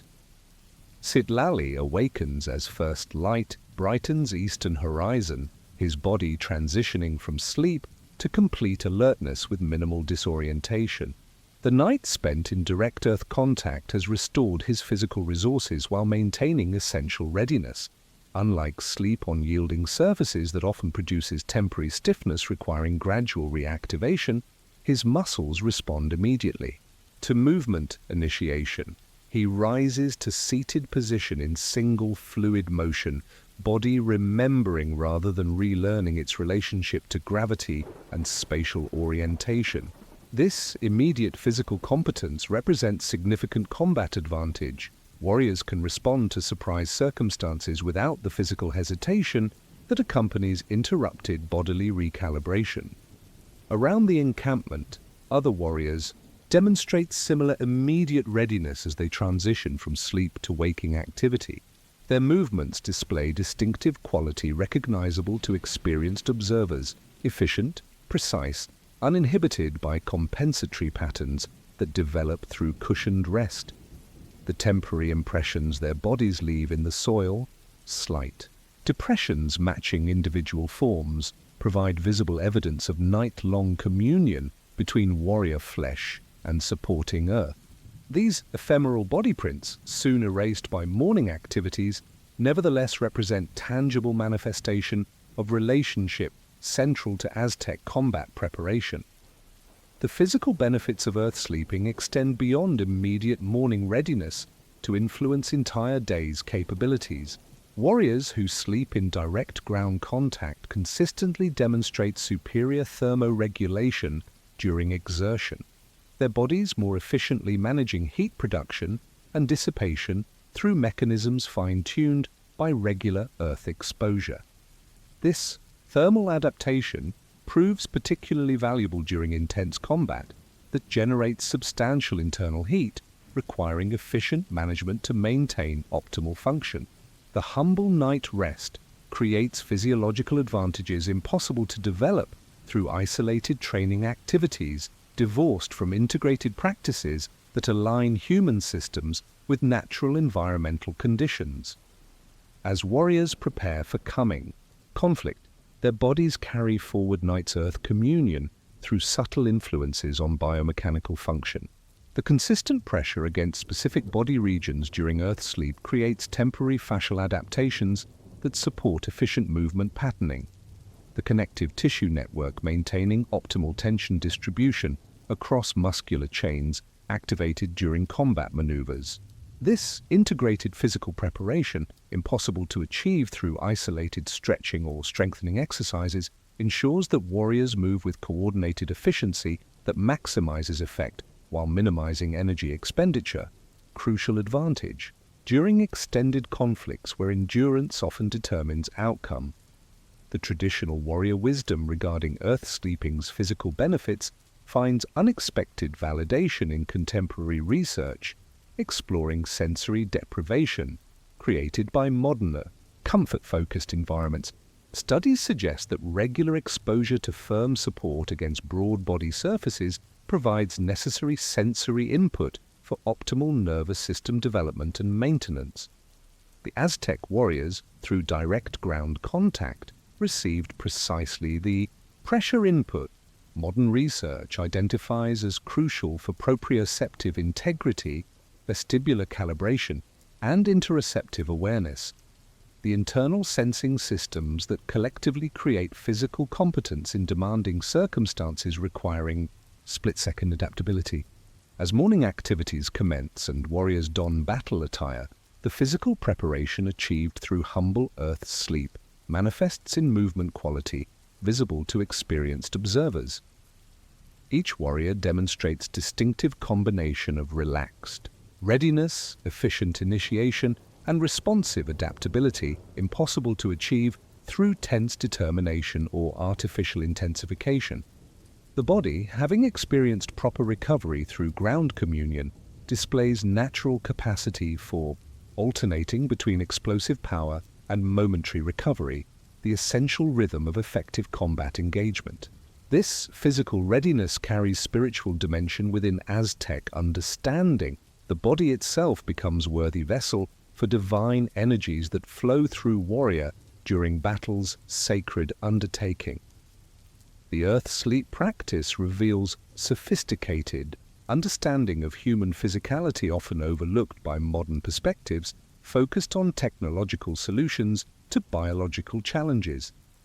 By accepting temporary discomfort and adapting bodily systems to direct ground contact, Aztec warriors achieved integrated physical preparation impossible to replicate through isolated training methods. Their bodies learned at cellular level what intellectual understanding alone cannot provide.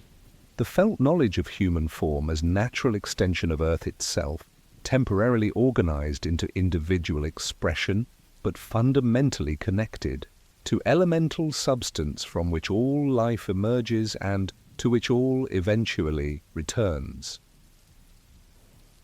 As the warriors form into units prepared for movement toward battlefield, their collective physical presence demonstrates the cumulative effect of this humble practice repeated through years of disciplined training. Though individuals vary in height, weight, and specific proportions, they share distinctive quality of movement efficiency, postural integrity, and responsive adaptability developed through consistent earth communion. The body remembers its night of humble rest, carries forward the physical benefits of direct ground connection, and demonstrates through effective action the wisdom of preparation methods that modern comfort-seeking perspectives might dismiss as primitive hardship rather than recognizing as sophisticated physical technology aligned with human evolutionary design. The warriors advance toward their appointed destination, bodies moving with coordinated purpose, developed through integrated practices including nightly earth communion. The ground that received their sleeping forms now supports their advancing steps, the relationship between warrior and earth continuing through dynamic engagement rather than static rest. What began as seemingly simple practice of sleeping without, cushioned comfort reveals itself through deeper examination as comprehensive physical preparation strategy addressing multiple dimensions of warrior readiness simultaneously.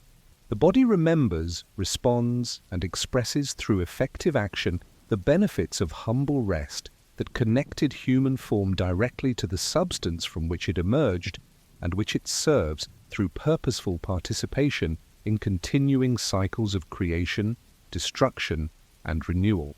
As night deepens across the military encampment, a profound silence envelops the rows of warriors lying upon bare earth.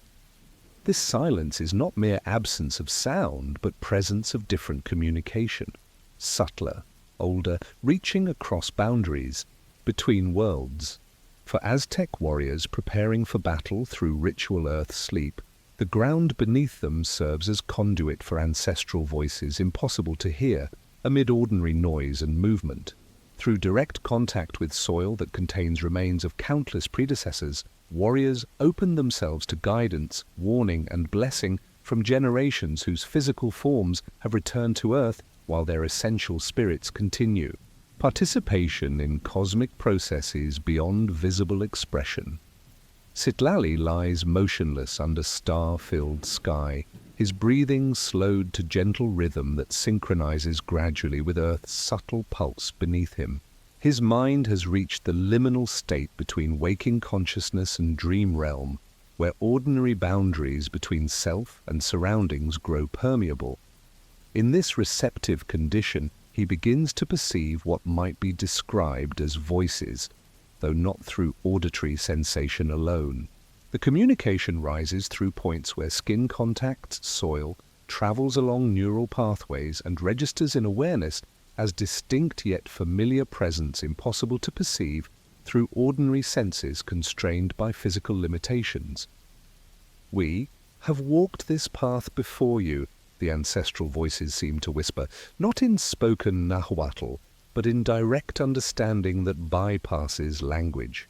Your flesh remembers what your mind has never known. This connection between living warriors and ancestral presence through earth contact reflects fundamental Aztec understanding of death, not as absolute ending, but as transformation into different form of ongoing participation in cosmic processes. The ancestors, particularly those who died as warriors in battle or sacrificial offering, were believed to continue active relationship with living descendants through various channels of communication.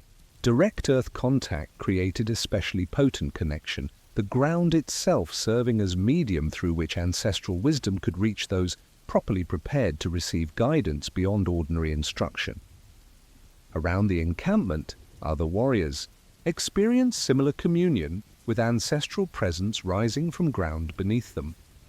Some receive tactical insights regarding specific battlefield conditions or opponent tendencies, knowledge accumulated through generations of combat experience, preserved not in written records but in the collective memory accessible through proper ritual conditions. Others perceive emotional support offering courage for facing tomorrow's uncertainties, the reassurance that they stand not alone, but as latest manifestation of continuing warrior lineage extending backward through countless battles and forward through descendants yet unborn. The ancestors speak not just from general warrior tradition, but through specific bloodlines connected to individual warriors. Citlali perceives distinct presence of his grandfather, who fell in Flower War 26 years earlier, long before Citlali's birth.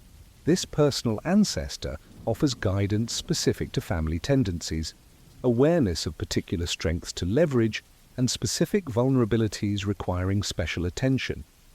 The intimacy of this communication transcends ordinary remembrance, or storytelling from those who knew his grandfather in life. It constitutes direct transmission of embodied knowledge impossible to articulate through conventional language, but perfectly conveyed through shared essence connecting living warrior to ancestral spirit through Earth's conductive medium. The shield arm tires before the mind accepts its weariness, his grandfather's presence seems to convey. Switch hands before necessity forces the change. This practical battle wisdom, specific to physical tendencies shared through family lineage, represents ancestral guidance that could save Kitlali's life during tomorrow's conflict. Similar communications occur throughout the encampment, each warrior receiving guidance relevant to personal circumstances and specific challenges they might face.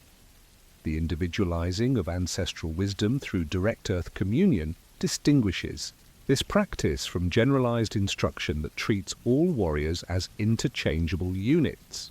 The ground recognizes and responds to each body's unique composition, facilitating connection to specific ancestral lineages most relevant to individual warriors' current circumstances. Beyond specific tactical guidance, the ancestral voices offer deeper wisdom regarding warrior purpose transcending individual survival or achievement. They remind those who can perceive their communication that battle participation serves function beyond political expansion or personal glory. The warrior who fights and potentially dies fulfills cosmic role maintaining the movement of sun through heavens, the sacred energy exchange requiring human blood to sustain divine processes that make continued existence possible. This perspective transforms tomorrow's battle from mere territorial conflict to participation in essential metaphysical maintenance, supporting the only world these warriors have ever known. Your heartbeat echoes ours, the ancestors convey to receptive warriors. The blood you may shed joins rivers flowing since first dawn.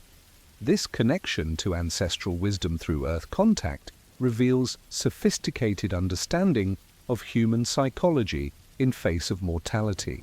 By establishing tangible communication with those who have already crossed boundary between life and death, the ritual helps warriors confront their own potential death, not as terrifying unknown, but as transition into different mode of existence, demonstrated through ancestral presence still capable of interaction with living descendants.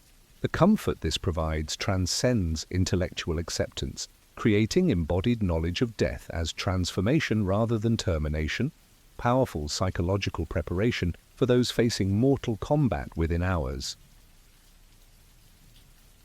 As midnight passes and deepest hours of night envelop the encampment, the ancestral communication intensifies for warriors maintaining receptive awareness despite sleep's natural pull. The voices seem to rise from greater depths, representing not just recent generations, but ancient lineages extending back to migration traditions, claiming origin in legendary Aztlan. These deeper ancestral presences offer wisdom beyond tactical advice or personal reassurance. They convey perspective that places tomorrow's battle within vast historical context, stretching across centuries, helping warriors understand their individual actions as necessary threads in complex tapestry of events guiding collective destiny through cosmic timescales beyond ordinary comprehension. The present moment contains all moments, these ancient voices seem to express. In defending what exists now, you honor what came before and protect what follows after. For Citlali, this expanded temporal awareness brings remarkable clarity regarding his role in coming conflict. The anxiety that might otherwise accompany battle anticipation dissolves within larger understanding of his place in continuing cycles of creation and destruction necessary for world's maintenance. His potential death, should it come tomorrow, represents not tragedy or failure but participation in patterns established through countless ancestors whose presence he now feels rising from earth beneath him. This ancestral communion transforms fear into acceptance without diminishing commitment to skillful action that might preserve his life through coming dangers.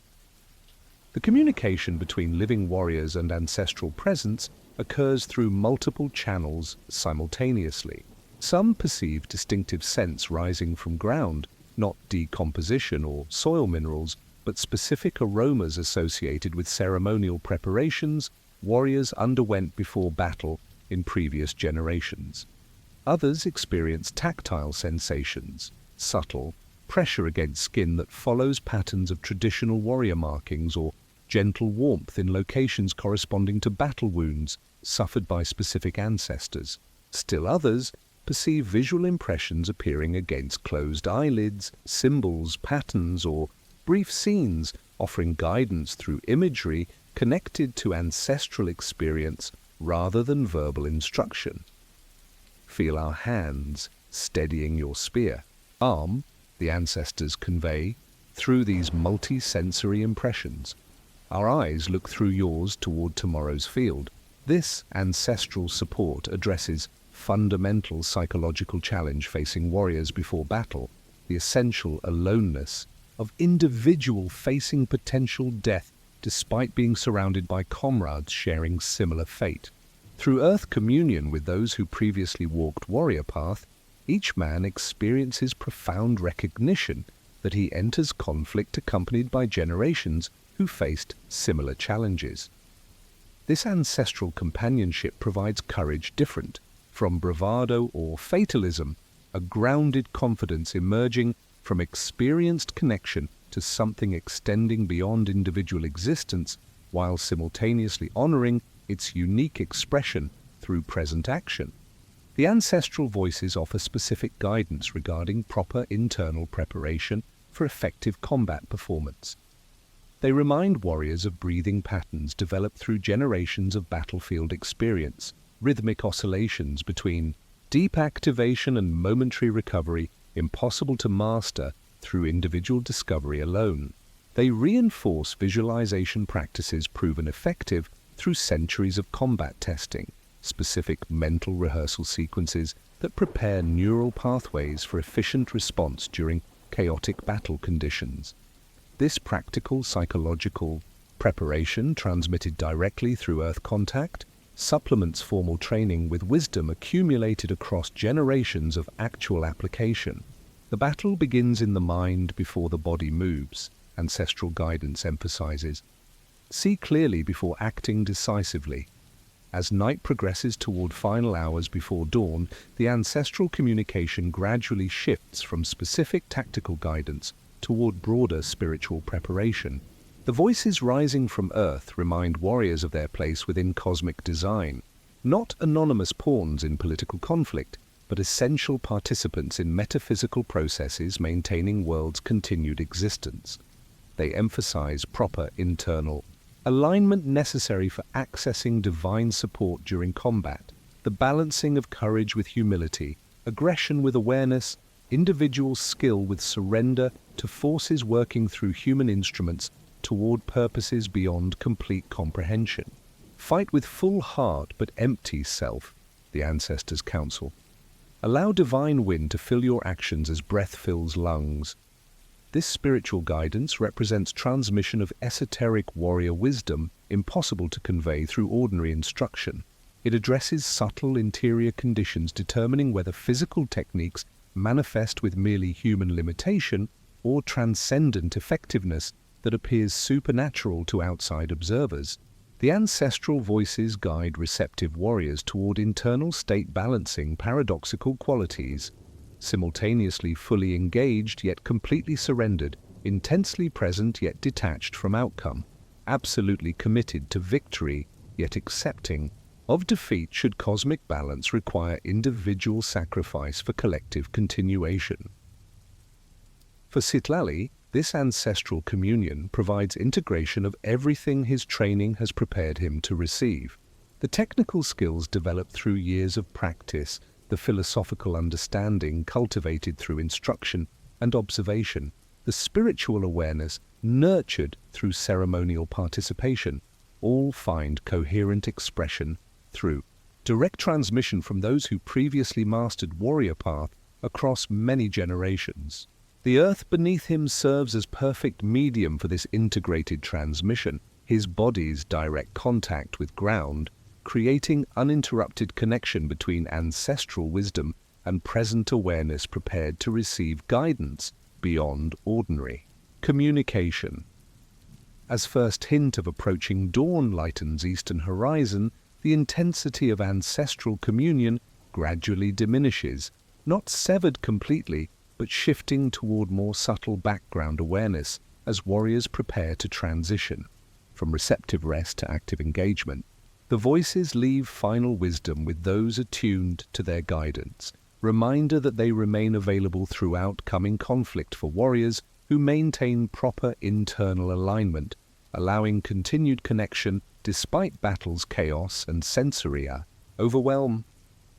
We remain present in the ground beneath your feet, the ancestors assure. Remember us when needed most. Throughout the encampment, warriors begin stirring from their Night of Earth communion, carrying forward ancestral wisdom received through direct ground contact, though their experiences varied according to individual receptivity and specific lineage connections. Collectively, they have accessed reservoir of accumulated warrior knowledge impossible to preserve through written instruction or formal teaching alone.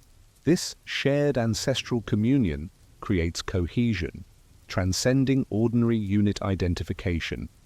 Warriors move forward not just as military organization, but as living embodiment of continuing tradition, maintained through direct transmission from those who established and refined warrior practices across countless generations. As Hitlali rises from his place of earth sleep, he performs small ritual, acknowledging ancestral communication received during night's communion. He touches ground briefly with open palm, then brings hand to heart, symbolically transferring wisdom from earth to core of his being. Similar gestures occur throughout encampment as warriors honor ancestral guidance received through direct ground contact. These seemingly simple movements represent sophisticated understanding of how wisdom transmission must be consciously integrated through intentional acknowledgement, creating bridge between receptive night communion and active day application. The voices of ancestors continue subtle presence as warriors prepare for movement toward battlefield.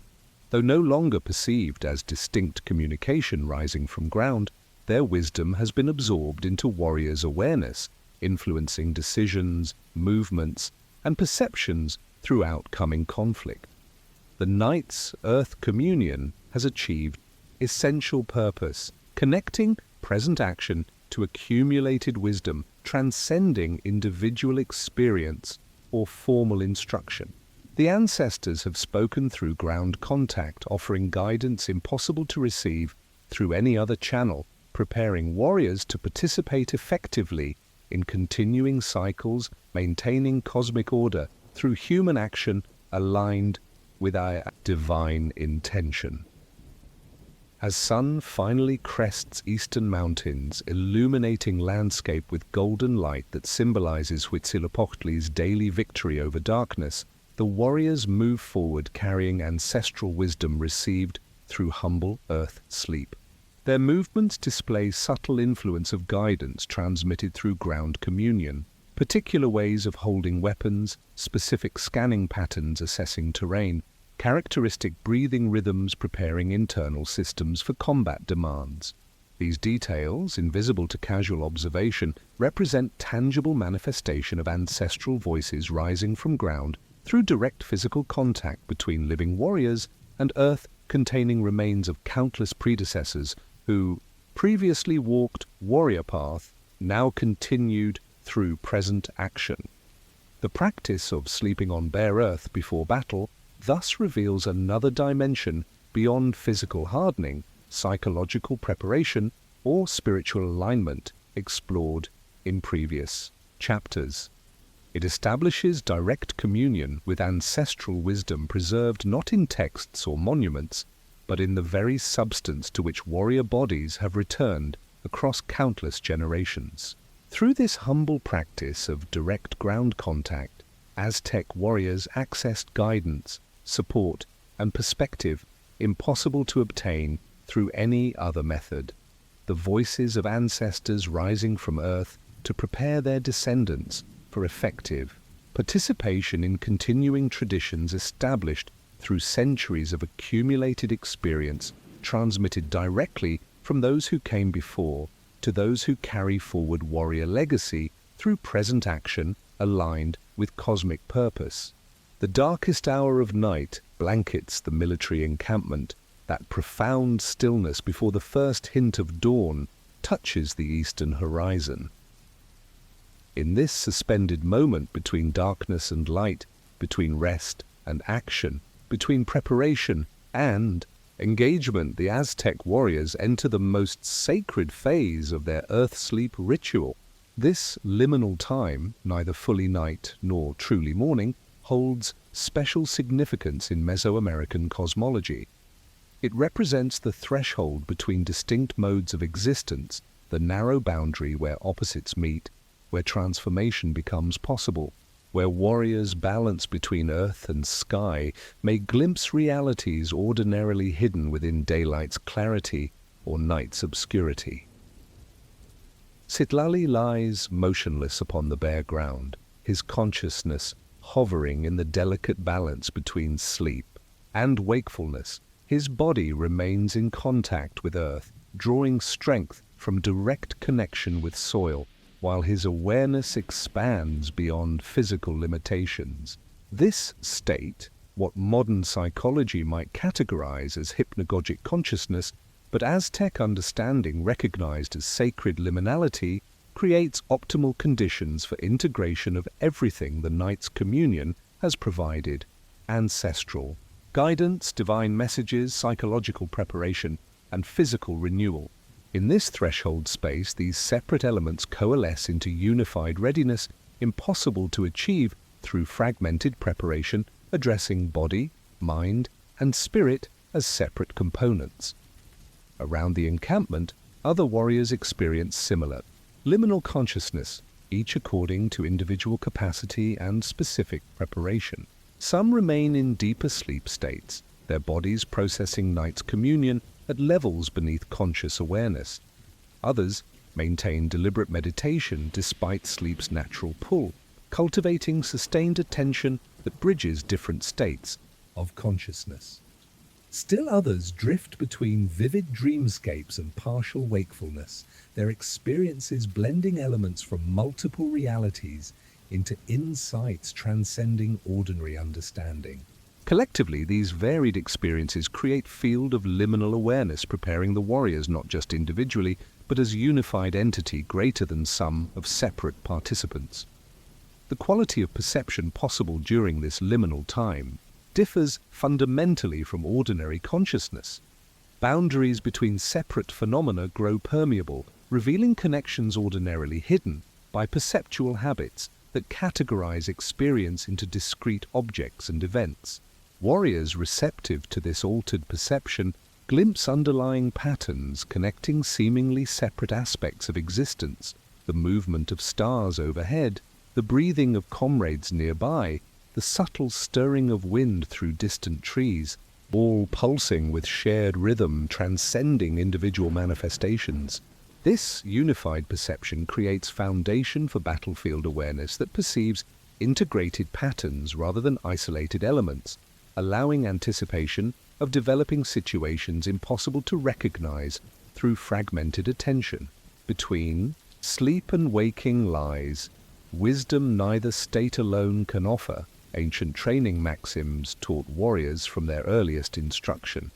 This threshold consciousness reveals paradoxical truths essential for warrior effectiveness, yet impossible to comprehend through ordinary thinking. The simultaneous recognition of life's preciousness alongside acceptance of its inevitable end. The understanding of individual significance within cosmic patterns that transcend personal importance. The reconciliation of fierce commitment to victory with complete surrender to outcomes beyond individual control. These paradoxical integrations, accessible during liminal consciousness, transform the warrior from mere combatant into vessel through which larger forces may operate during battle's chaotic unfolding. For Citlali, this liminal state allows integration of seemingly contradictory elements essential for effective participation in coming conflict. The tactical knowledge accumulated through years of training merges with intuitive understanding received through ancestral communion. The physical techniques practiced until embodied as second nature unite with spiritual awareness of forces, working through human instruments toward purposes beyond complete comprehension. His individual identity with specific history, relationships, and aspirations harmonizes with recognition of his role as momentary expression of warrior energy that transcends any single manifestation.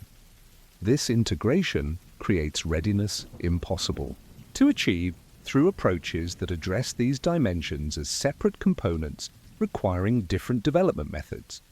The threshold consciousness of pre-dawn liminality particularly transforms relationship with mortality, perhaps the most essential psychological preparation for those facing imminent battle.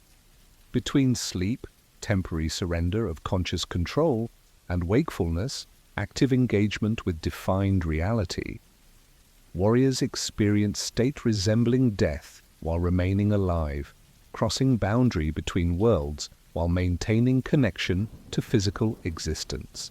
This direct experience of consciousness continuing despite altered relationship with bodily awareness creates embodied knowledge of death as transition rather than termination. Not intellectual concept, but felt understanding accessible through properly prepared liminality. We practice small death nightly to prepare for greater passage, elder warriors taught younger trainees. This liminal rehearsal transforms confrontation with mortality from terrifying unknown to recognizable transition, diminishing fear that might otherwise compromise effective action when facing mortal danger. The warrior, who has repeatedly experienced consciousness continuing through threshold states, approaches potential death differently than one who knows only ordinary wakefulness, alternating with unconscious sleep. The earth sleep ritual, culminating in pre-dawn liminality, provides this essential preparation impossible to develop through conceptual instruction or physical training alone. The specific timing of this liminal phase, the darkest period immediately preceding dawn, holds particular significance within Aztec cosmological understanding. This precise moment represents Huitzilopochtli's most vulnerable point in daily battle against forces of darkness, the critical juncture where solar deity prepares for emergence from underworld journey that occupied night hours. Warriors experiencing threshold consciousness during this precise period participate directly in cosmic drama through parallel internal process, the preparation for emergence from night's receptive communion into day's active engagement. Their individual liminality mirrors divine transition unfolding simultaneously in celestial realm, creating alignment between human and cosmic rhythms central to Aztec spiritual practice. As liminal consciousness deepens through pre-dawn darkness, some warriors experience distinctive phenomenon described in traditional accounts as the unfolding, perception expanding beyond individual perspective to encompass multiple viewpoints simultaneously. This awareness transcends ordinary limitations binding consciousness to single physical location, allowing perception that seems to observe from various positions simultaneously above the encampment, from distant hillsides, through eyes of nocturnal animals still moving through surrounding landscape. This expanded perception, while initially disorienting, develops spatial understanding impossible to achieve through normal perspective, creating mental map incorporating terrain features and potential movements invisible from any single physical position. See with eyes unbound by body's location. Combat instructors advised warriors during training exercises specifically designed to develop capacities activated during pre-dawn liminality. This expanded perception serves crucial tactical function during actual battle conditions, allowing warriors to maintain awareness of developing situations behind or beside them without physically turning attention away from immediate engagement. What modern military terminology might call situational awareness emerges naturally from liminal consciousness, cultivated through earth-sleep ritual, culminating in pre-dawn threshold state, where perception transcends ordinary limitations, binding awareness to single physical perspective. The liminal integration accessible during this threshold time especially transforms relationship with fear, perhaps the most significant psychological factor determining combat effectiveness. Between sleeping surrender and waking control, warriors experience state where fear appears not as overwhelming emotion demanding response, but as information providing valuable awareness without commanding action. This altered relationship with fear creates possibility for courage different from either suppression, denying fear's presence, or capitulation, being controlled by fear's demands. The warrior experiencing liminal consciousness recognizes fear arising, acknowledges its informational value, yet maintains freedom to act according to higher principles rather than reactive patterns fear might otherwise dictate. Fear touches but does not enter the warrior between worlds, traditional teaching explained. This threshold relationship with fear represents sophisticated psychological achievement impossible to develop through mere determination or motivational rhetoric. It emerges naturally from properly prepared liminal consciousness where emotions appear as passing phenomena rather than defining experiences, where awareness maintains perspective larger than any temporary state arising within it. The earth-sleep ritual, culminating in pre-dawn liminality, cultivates this essential capacity through direct experience rather than conceptual instruction, creating embodied knowledge accessible during actual combat conditions when theoretical understanding alone would prove insufficient. As first imperceptible lightning appears in eastern sky, visible only to those maintaining threshold awareness attuned to subtlest changes, the quality of liminal consciousness shifts toward integration, preparation for imminent transition into active engagement. Warriors receptive to this shift experience distinctive phenomenon.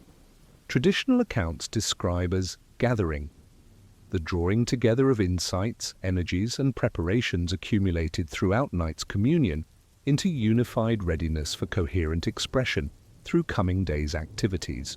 This internal consolidation mirrors cosmic process unfolding simultaneously as scattered stars recede before gathering light announcing sun's approach.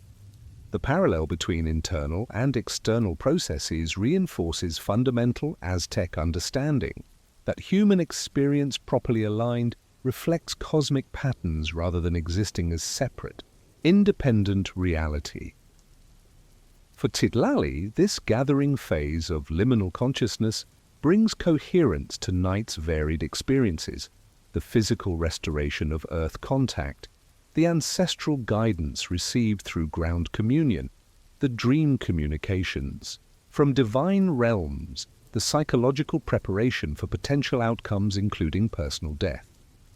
These separate elements, valuable individually, achieve exponentially greater significance through integration, possible only during threshold consciousness, where ordinary boundaries between distinct categories temporarily dissolve. The resulting unified readiness transcends what analytical understanding might categorize as physical, mental, emotional, and spiritual preparation, creating instead seamless wholeness impossible to reduce to component parts.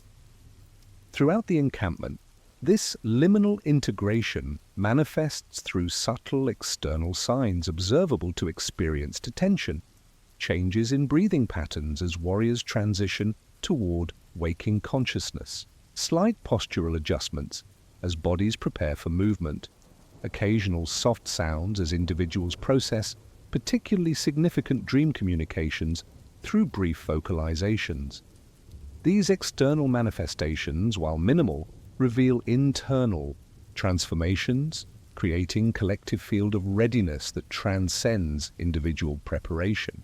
The warriors become not merely assembled individuals but unified organism, connected through shared threshold consciousness, cultivated through common earth-sleep ritual, culminating in pre-dawn liminality.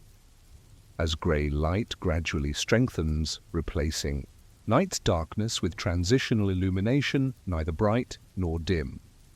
Warriors begin final phase of liminal integration, traditionally described as embodiment, the conscious direction of threshold awareness into physical form, preparing for active engagement. This process, requiring careful attention, developed through years of practice, ensures that insights, connections, and expanded perception accessed during liminal consciousness remain available during ordinary waking awareness rather than disappearing, completely as daylight consciousness fully returns. Without this deliberate embodiment, the valuable experiences of threshold states might remain separated from practical application during coming battle conditions. Bring back gifts from between worlds, instructors reminded young warriors during training exercises developing capacity for successful navigation of liminal consciousness. This embodiment process requires delicate balance, maintaining connection to expanded awareness while simultaneously focusing attention into physical form necessary for effective action. Warriors skilled in this transition achieve distinctive quality, combining practical effectiveness with apparent access to information beyond ordinary perception. This manifests through anticipatory movements preceding visible cause, immediate adaptations to changing circumstances without observable assessment period, and coordinated actions with fellow warriors requiring no explicit communication. The gradual lightening toward dawn creates visible manifestation of liminality itself. The landscape, neither fully revealed in daylight clarity nor completely hidden in night's obscurity, but partially disclosed through indirect illumination, that simultaneously reveals and conceals. This external condition mirrors internal experience of threshold consciousness, where understanding appears through indirect awareness rather than explicit comprehension, where knowledge arises through resonance rather than analysis, where perception occurs through attunement rather than observation.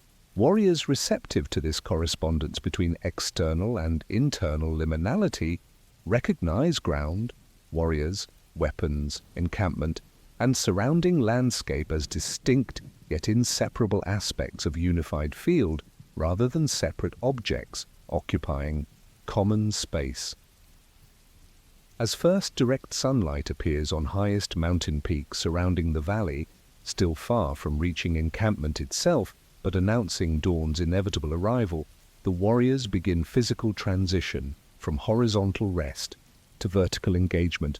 This movement from lying upon earth to standing upon it represents not merely practical preparation, but symbolic transformation from receptive communion to active participation. The body's orientation shift mirrors consciousness transition from threshold awareness to focused attention necessary for coming conflict. Yet warriors trained in liminal navigation maintain connection to expanded perception even while assuming physical postures aligned with ordinary waking consciousness. Stand. Between earth and sky, traditional instruction directed, feet upon ground, head among stars. This physical alignment represents external manifestation of internal balance between receptive awareness and focused attention, between expanded perception and practical effectiveness, between cosmic understanding and individual action. The warrior rising from earth's sleep carries forward night's communion through deliberately maintained connection even while engaging with daylight requirements. This integration, impossible to achieve through approaches that separate spiritual development from practical training, creates distinctive quality immediately recognizable to experienced observers as characteristic of properly prepared warriors. Throughout the encampment, warriors complete their transition through liminal space between night's communion and day's engagement. Each individual follows timing determined by internal readiness rather than external command, creating organic progression visible as gradual movement from collective stillness to coordinated preparation. This emergent order, arising from shared discipline rather than imposed control, demonstrates sophisticated understanding of how proper preparation creates natural harmony, requiring minimal, explicit direction. The unified field established through common earth-sleep ritual and shared liminal consciousness generates coordinated action without sacrificing individual responsibility for personal readiness. Citlali stands fully upright, completing physical transition that expresses internal transformation from threshold consciousness to focused awareness. Yet, unlike ordinary wakefulness that might discard Knight's experiences as mere dreams or subjective impressions, he maintains connection to expanded perception accessed during liminal phase. His attention encompasses both immediate practical requirements and larger patterns revealed through threshold consciousness. This dual awareness, simultaneously focused and expansive, represents the essential achievement of properly navigated liminality, creating capacity for effective action aligned with understanding transcending individual perspective alone. Around him, other warriors similarly embody this integrated consciousness as they complete preparations for movement toward battlefield. Their actions display distinctive quality combining practical efficiency with apparent access to information beyond ordinary perception. They move in coordinated patterns requiring no verbal communication, position themselves according to tactical advantages invisible to untrained observation, adjust equipment with attention informed by anticipatory awareness of coming requirements. These behaviors, while appearing mysterious to outside perspective, emerge naturally from shared liminal consciousness, cultivated through earth-sleep ritual, culminating in threshold integration during pre-dawn transition between worlds. As full daylight finally illuminates the encampment, the visible manifestation of liminality concludes. The threshold between night and day completely crossed as distinct conditions replace transitional ambiguity. Yet properly prepared warriors carry forward the essential achievements of liminal consciousness into daylight awareness. The integration of physical capability with spiritual connection, tactical knowledge with ancestral guidance, individual identity with cosmic participation, these unified aspects continue informing perception and action despite return to ordinary visual clarity and practical focus required by imminent conflict. The warrior's greatest power comes from maintaining connection between worlds. Elder instructors taught those approaching readiness for actual battle participation. This maintenance of liminal awareness during ordinary consciousness represents sophisticated achievement developed through repeated practice rather than occasional experience.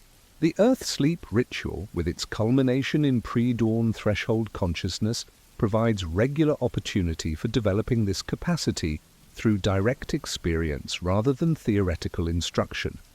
Warriors who master this integration carry forward night's communion into day's engagement, maintaining connection between receptive awareness and active implementation, even amidst battle's chaotic demands. The pre-dawn liminality thus reveals itself as essential phase within comprehensive preparation system addressing every dimension of warrior readiness, physical, psychological, social, and spiritual. The threshold consciousness cultivated during transition between night and day creates integration impossible to achieve through approaches that target these dimensions separately. The resulting unified preparation transforms warriors from collection of individually trained combatants into coherent manifestation of traditional wisdom accumulated through generations of experience, preserved through direct transmission and expressed through present action, aligned with cosmic patterns transcending individual understanding, while simultaneously honoring unique contribution each warrior brings to collective undertaking. As the battlefield awaits beyond the horizon, still unseen but increasingly present in warrior awareness, the liminal consciousness cultivated through night's earth, sleep and dawn's threshold, navigation continues informing perception, decision, and action. The space between worlds remains accessible to those properly prepared through deliberate practice, creating ongoing resource-transcending temporary experience confined to specific time period. The warriors move forward carrying not just physical weapons and tactical knowledge, but integrated consciousness capable of perceiving connections, anticipating developments, and accessing guidance beyond ordinary awareness, all cultivated through humble practice of sleeping on bare earth before battle, culminating in sacred liminality where boundaries between worlds temporarily dissolve, revealing truths ordinarily hidden within daylight's clarity or night's obscurity. As golden sunlight bathes the Valley of Mexico, illuminating mountain peaks and lake surfaces with radiant clarity, the Aztec warriors march toward their appointed battlefield. Their night of communion with bare earth now concluded, they move, with purpose born from complete preparation, bodies rested yet alert, minds focused yet expansive, spirits connected to forces larger than individual existence, yet fully present in immediate circumstances. The cycle that began with humble submission to ground's embrace now continues through purposeful action, carrying forward night's profound lessons through day's necessary engagement with unfolding reality that may demand ultimate sacrifice before twilight returns once more. Citlali walks among his fellow eagle warriors, his macuahuitl, the fearsome wooden sword, edged with razor-sharp obsidian blades, held ready in practiced grip. His body moves with fluid precision developed through years of training, while his awareness extends beyond physical surroundings to encompass patterns revealed during night's liminal consciousness.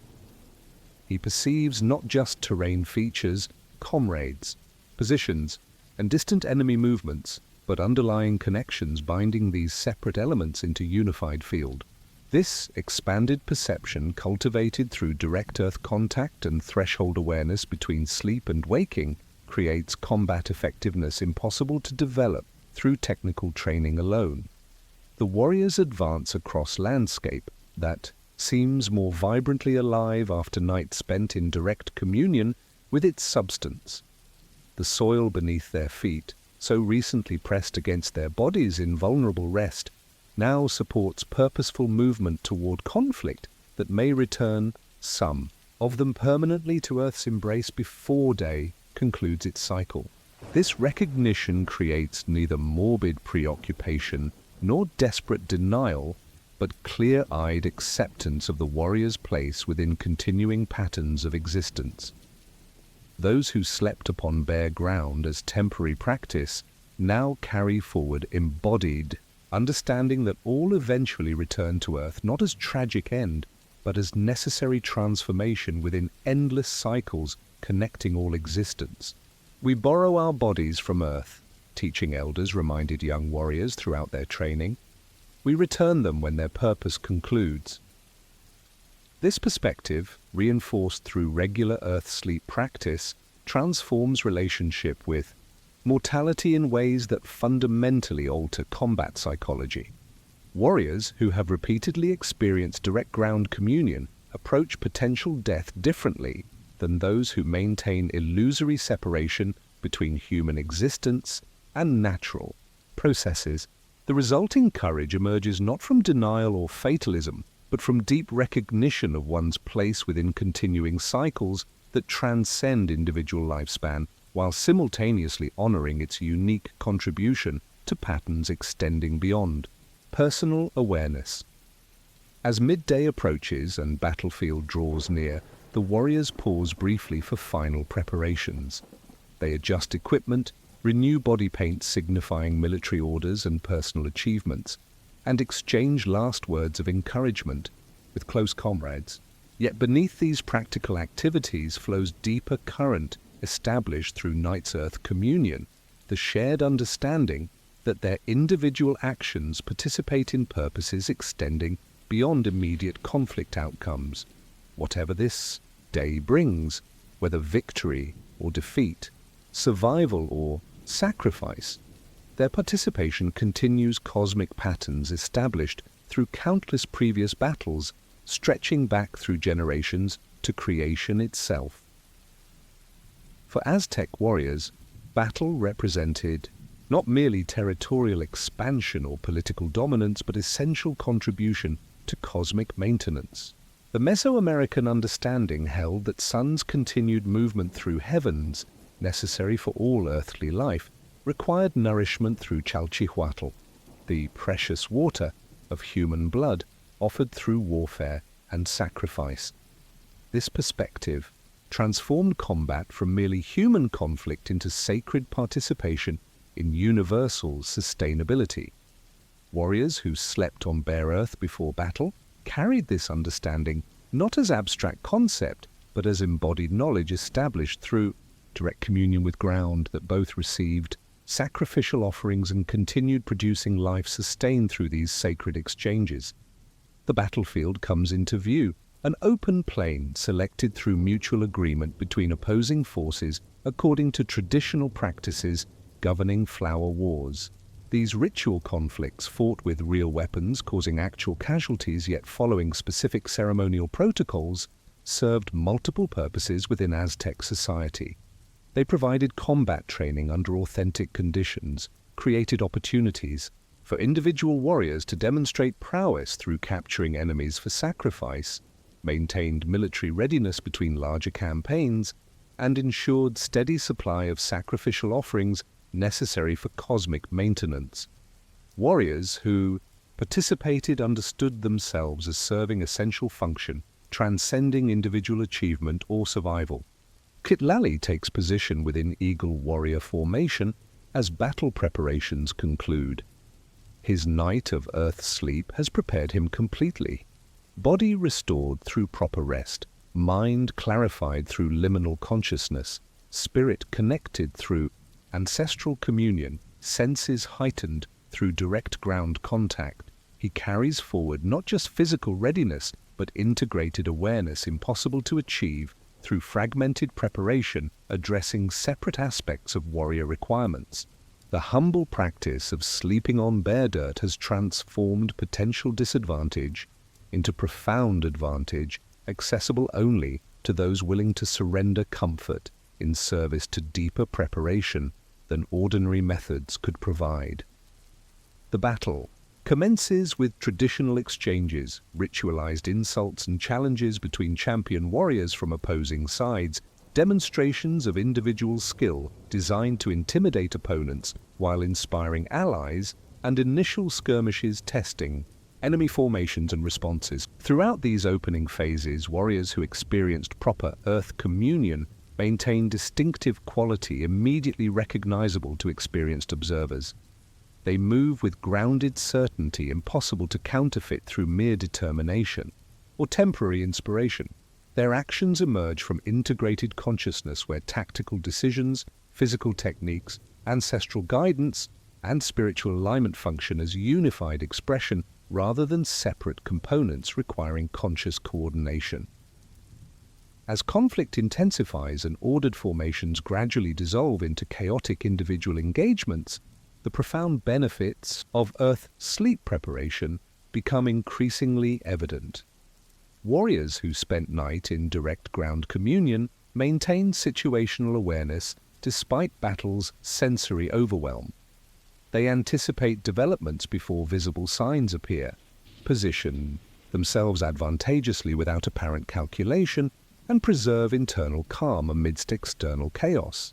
These capabilities emerge not from supernatural intervention, but from sophisticated preparation addressing every dimension of warrior consciousness through humble practice connecting human awareness directly to elemental forces that transcend individual perspective while simultaneously informing its unique expression. Citlali finds himself engaged with opponent of similar skill and experience, a jaguar warrior from opposing city-state whose movements suggest extensive training and previous battle survival. Their combat unfolds as deadly dance requiring complete attention, yet paradoxically allowing expanded awareness impossible during ordinary consciousness. Time seems simultaneously compressed and extended, each movement occurring with impossible speed, yet perceived with unusual clarity. This altered perception, cultivated through liminal consciousness between sleep and waking, creates combat effectiveness combining immediate responsiveness with strategic anticipation, normally considered incompatible due to different attention requirements. Throughout the battlefield, similar engagements unfold as warriors from opposing sides test each other's skill, courage, and preparation. Those who properly experienced Earth communion before battle maintain distinctive advantage visible through superior endurance, clearer decision-making under pressure, and unusual capacity for balancing individual action with unit coordination. These qualities emerge naturally from integrated consciousness developed through direct ground contact, ancestral communication, and threshold awareness between states of being. The seemingly simple practice of sleeping on bare earth before battle reveals its sophisticated efficacy through practical outcomes impossible to achieve through more elaborate but less integrated preparation methods. As afternoon progresses and battle reaches peak intensity, some warriors fall, their lives concluded through enemy weapons, finding vulnerable moments despite skill and preparation. Yet even these deaths reflect influence of proper earth communion experienced during previous night. Warriors who slept on bare ground approached death differently than those lacking this preparation, not with fear's desperate resistance nor resignation's passive acceptance, but with clear recognition of transformation occurring through return to substance temporarily borrowed for individual expression. Their final moments display dignity impossible to maintain without profound understanding of existence transcending physical form while honoring its temporary manifestation. For warriors who survive initial engagements, Earth sleep preparation continues providing advantages through battle's extended demands. Their endurance surpasses opponents lacking ground communion benefits. Their recovery between intense exertions occurs more efficiently, and their sustained focus outlasts those who prepared through less integrated methods. These practical advantages, while appearing mysterious to outside observation, emerge naturally from direct connection with Earth's regenerative energies accessed through humble practice of sleeping in direct ground contact. What might seem primitive hardship to uninformed perspective reveals itself as sophisticated technology for accessing resources impossible to obtain through more comfortable but more limited rest arrangements. The battle continues through afternoon, hours gradually shifting from initial chaotic intensity toward resolution. As superior preparation, skill, and circumstances determine conflicts between individual warriors and larger tactical engagements. Some warriors achieve distinction through capturing enemies alive, the highest achievement in traditional flower wars where taking opponents for later sacrifice brought greater honor than killing them immediately. Others demonstrate exceptional courage through protecting fellow warriors despite personal danger. Still others find opportunities for demonstrating specialized skills developed through years of training and previous combat experience. Throughout these varied engagements, the integrated consciousness cultivated through proper Earth communion continues informing perception, decision, and action. As sunset approaches and battle concludes, according to traditional practices limiting conflicts to daylight hours, warriors gather fallen comrades for proper return journey. Those who died receive treatment reflecting profound respect for their sacrifice, bodies carefully arranged, weapons positioned with dignity, and preliminary preparations conducted for ceremonies that will honor their transition. This care emerges not from sentimental attachment, but from deep understanding cultivated through Earth communion that recognizes death as transformation rather than termination. The warriors who slept on bare ground now ensure proper ground return for those whose individual journeys concluded through battle's necessary outcomes.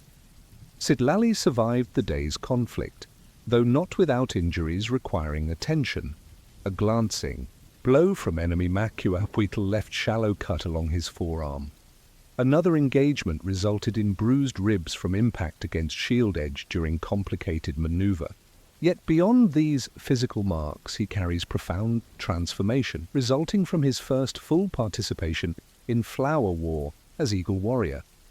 The Earth sleep preparation, battle engagement, and now post-conflict integration create comprehensive experience impossible to separate into distinct elements. He has participated in cosmic patterns extending beyond individual understanding, while simultaneously contributing his unique expression to continuing cycles that connect all warriors across time through shared communion with Earth that receives, all regardless of rank, achievement, or circumstance. As night returns once more to the Valley of Mexico, warriors make camp for necessary rest before completing journey home. Those who survived prepare once again to sleep on bare earth, not as special ritual before anticipated battle, but as continued practice maintaining direct connection with ground that both provides life and receives death in endless cycle. This consistency between exceptional preparation and ordinary habit demonstrates sophisticated understanding that warrior effectiveness emerges not from occasional special efforts, but from sustained discipline, integrating profound awareness into daily existence. The Earth sleep practice serves both specific pre-battle function and ongoing developmental purpose within comprehensive system addressing every dimension of warrior consciousness. Under star-filled sky, reminiscent of previous night's communion, warriors arrange themselves on ground according to patterns established through tradition and practical experience. Those who participated in actual combat for first time receive special attention from veteran warriors who guide them through proper integration of battle experience. This mentorship addresses not just physical recovery and technique refinement, but psychological and spiritual dimensions necessary for transforming combat participation into wisdom rather than trauma. The direct Earth contact facilitates this integration by providing grounding necessary for processing intense experiences without becoming permanently defined by their emotional impact.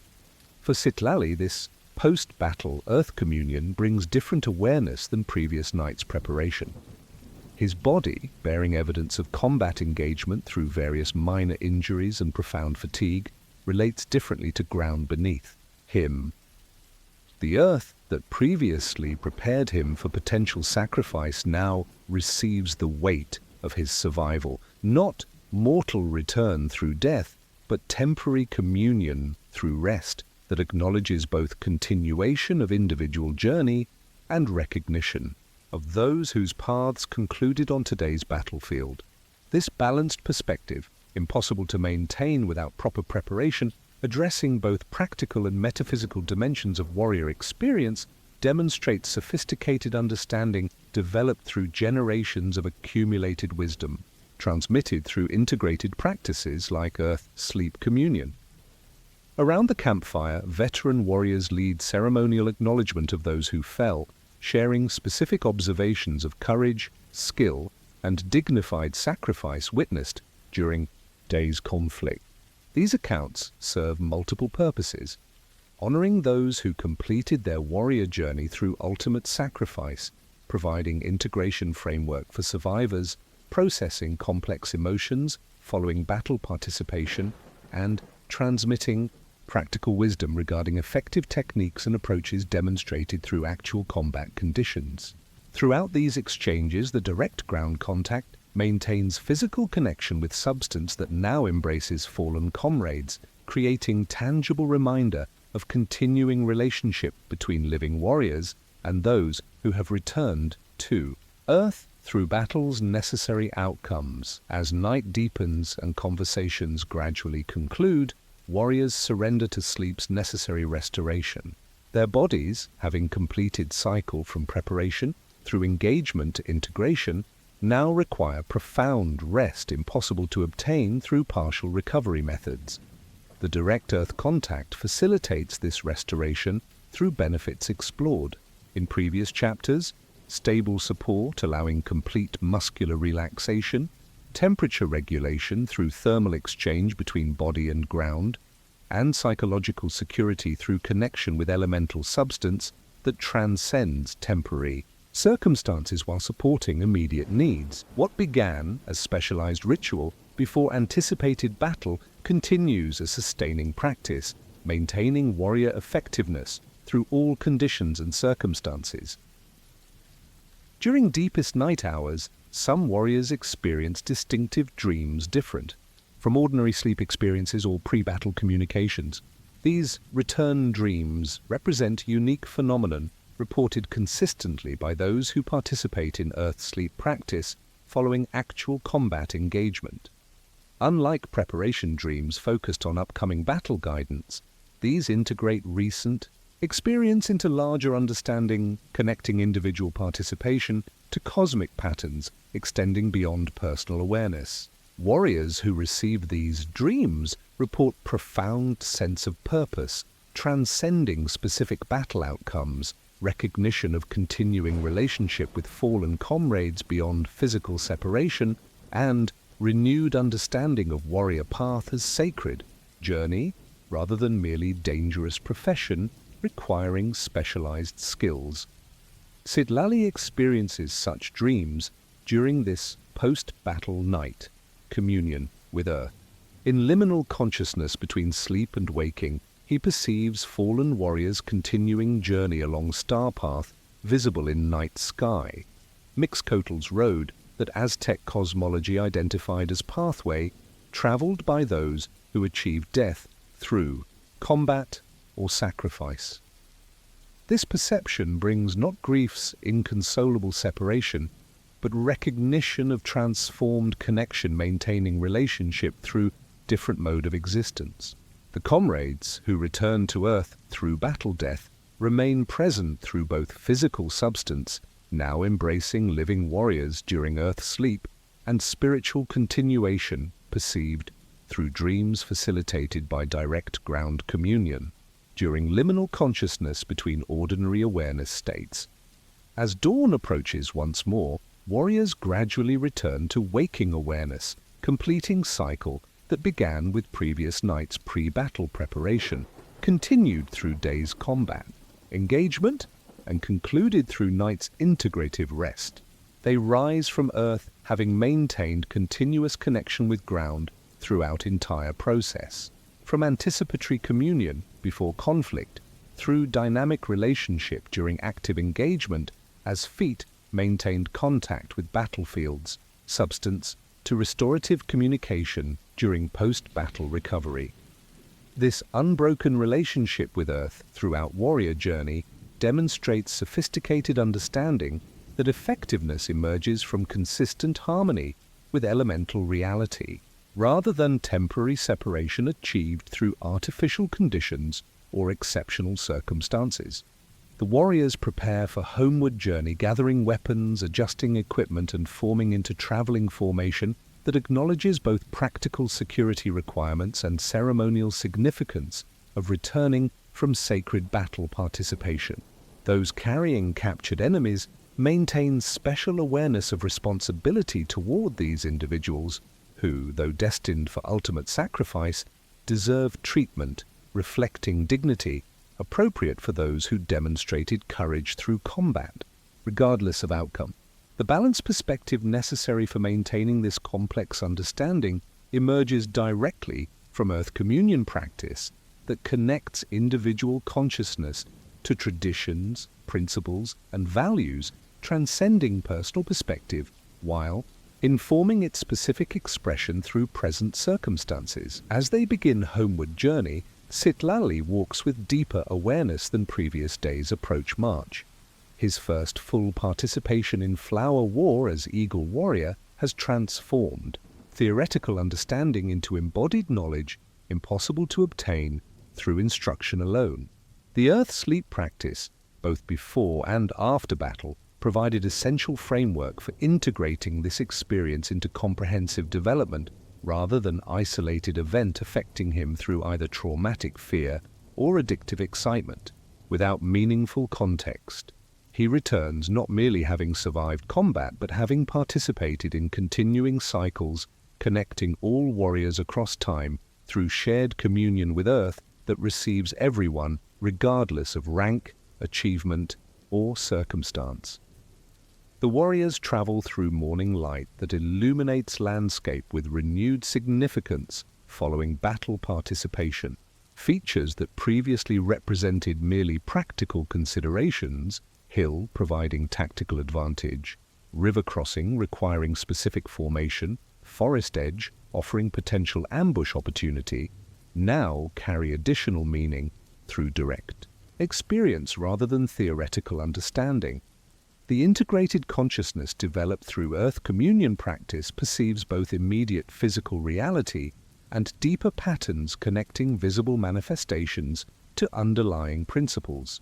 This dual awareness creates distinctive quality immediately recognizable to experienced observers as characteristic of warriors who have achieved proper integration of combat experience through comprehensive practices, including Earth sleep communion. Upon returning to their home city, the warriors participate in ceremonies acknowledging both successful campaign completion and honorable sacrifice of those who fell in battle.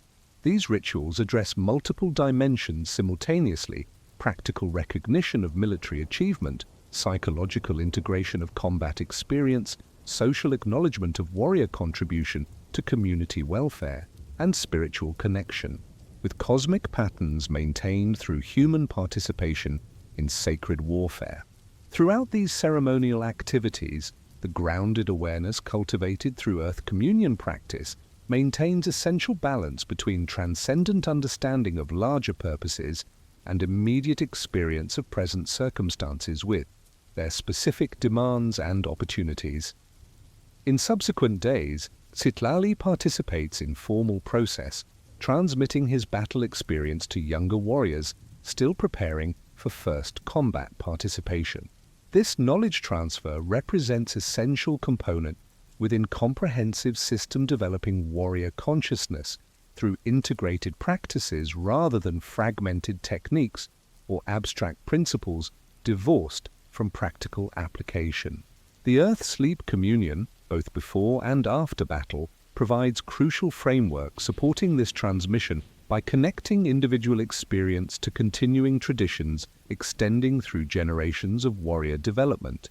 The apparently simple practice of sleeping on bare ground reveals sophisticated function as both preparatory method before anticipated challenge and integrative practice following actual engagement. As moon cycles progress and wounds heal completely, Citlali continues regular Earth communion practice even during periods without anticipated conflict. This consistency demonstrates understanding that warrior effectiveness emerges from sustained discipline rather than occasional special preparation.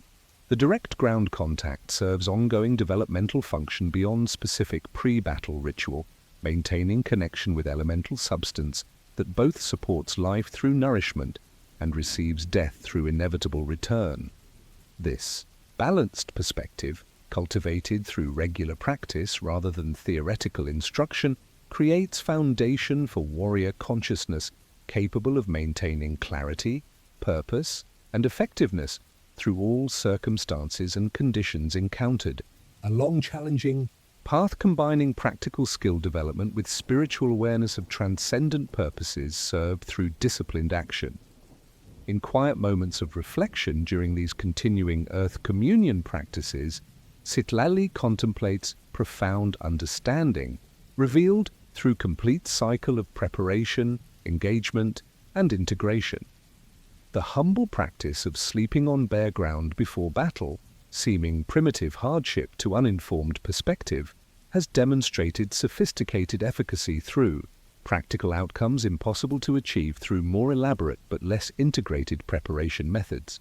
The direct contact with Earth provided benefits addressing every dimension of warrior requirements simultaneously: physical restoration, psychological preparation, ancestral communication, and spiritual alignment with forces larger than individual existence, yet expressed through unique contribution each warrior brings to continuing patterns connecting all participants across time through shared communion with ground that ultimately receives everyone regardless of rank, achievement, or circumstance.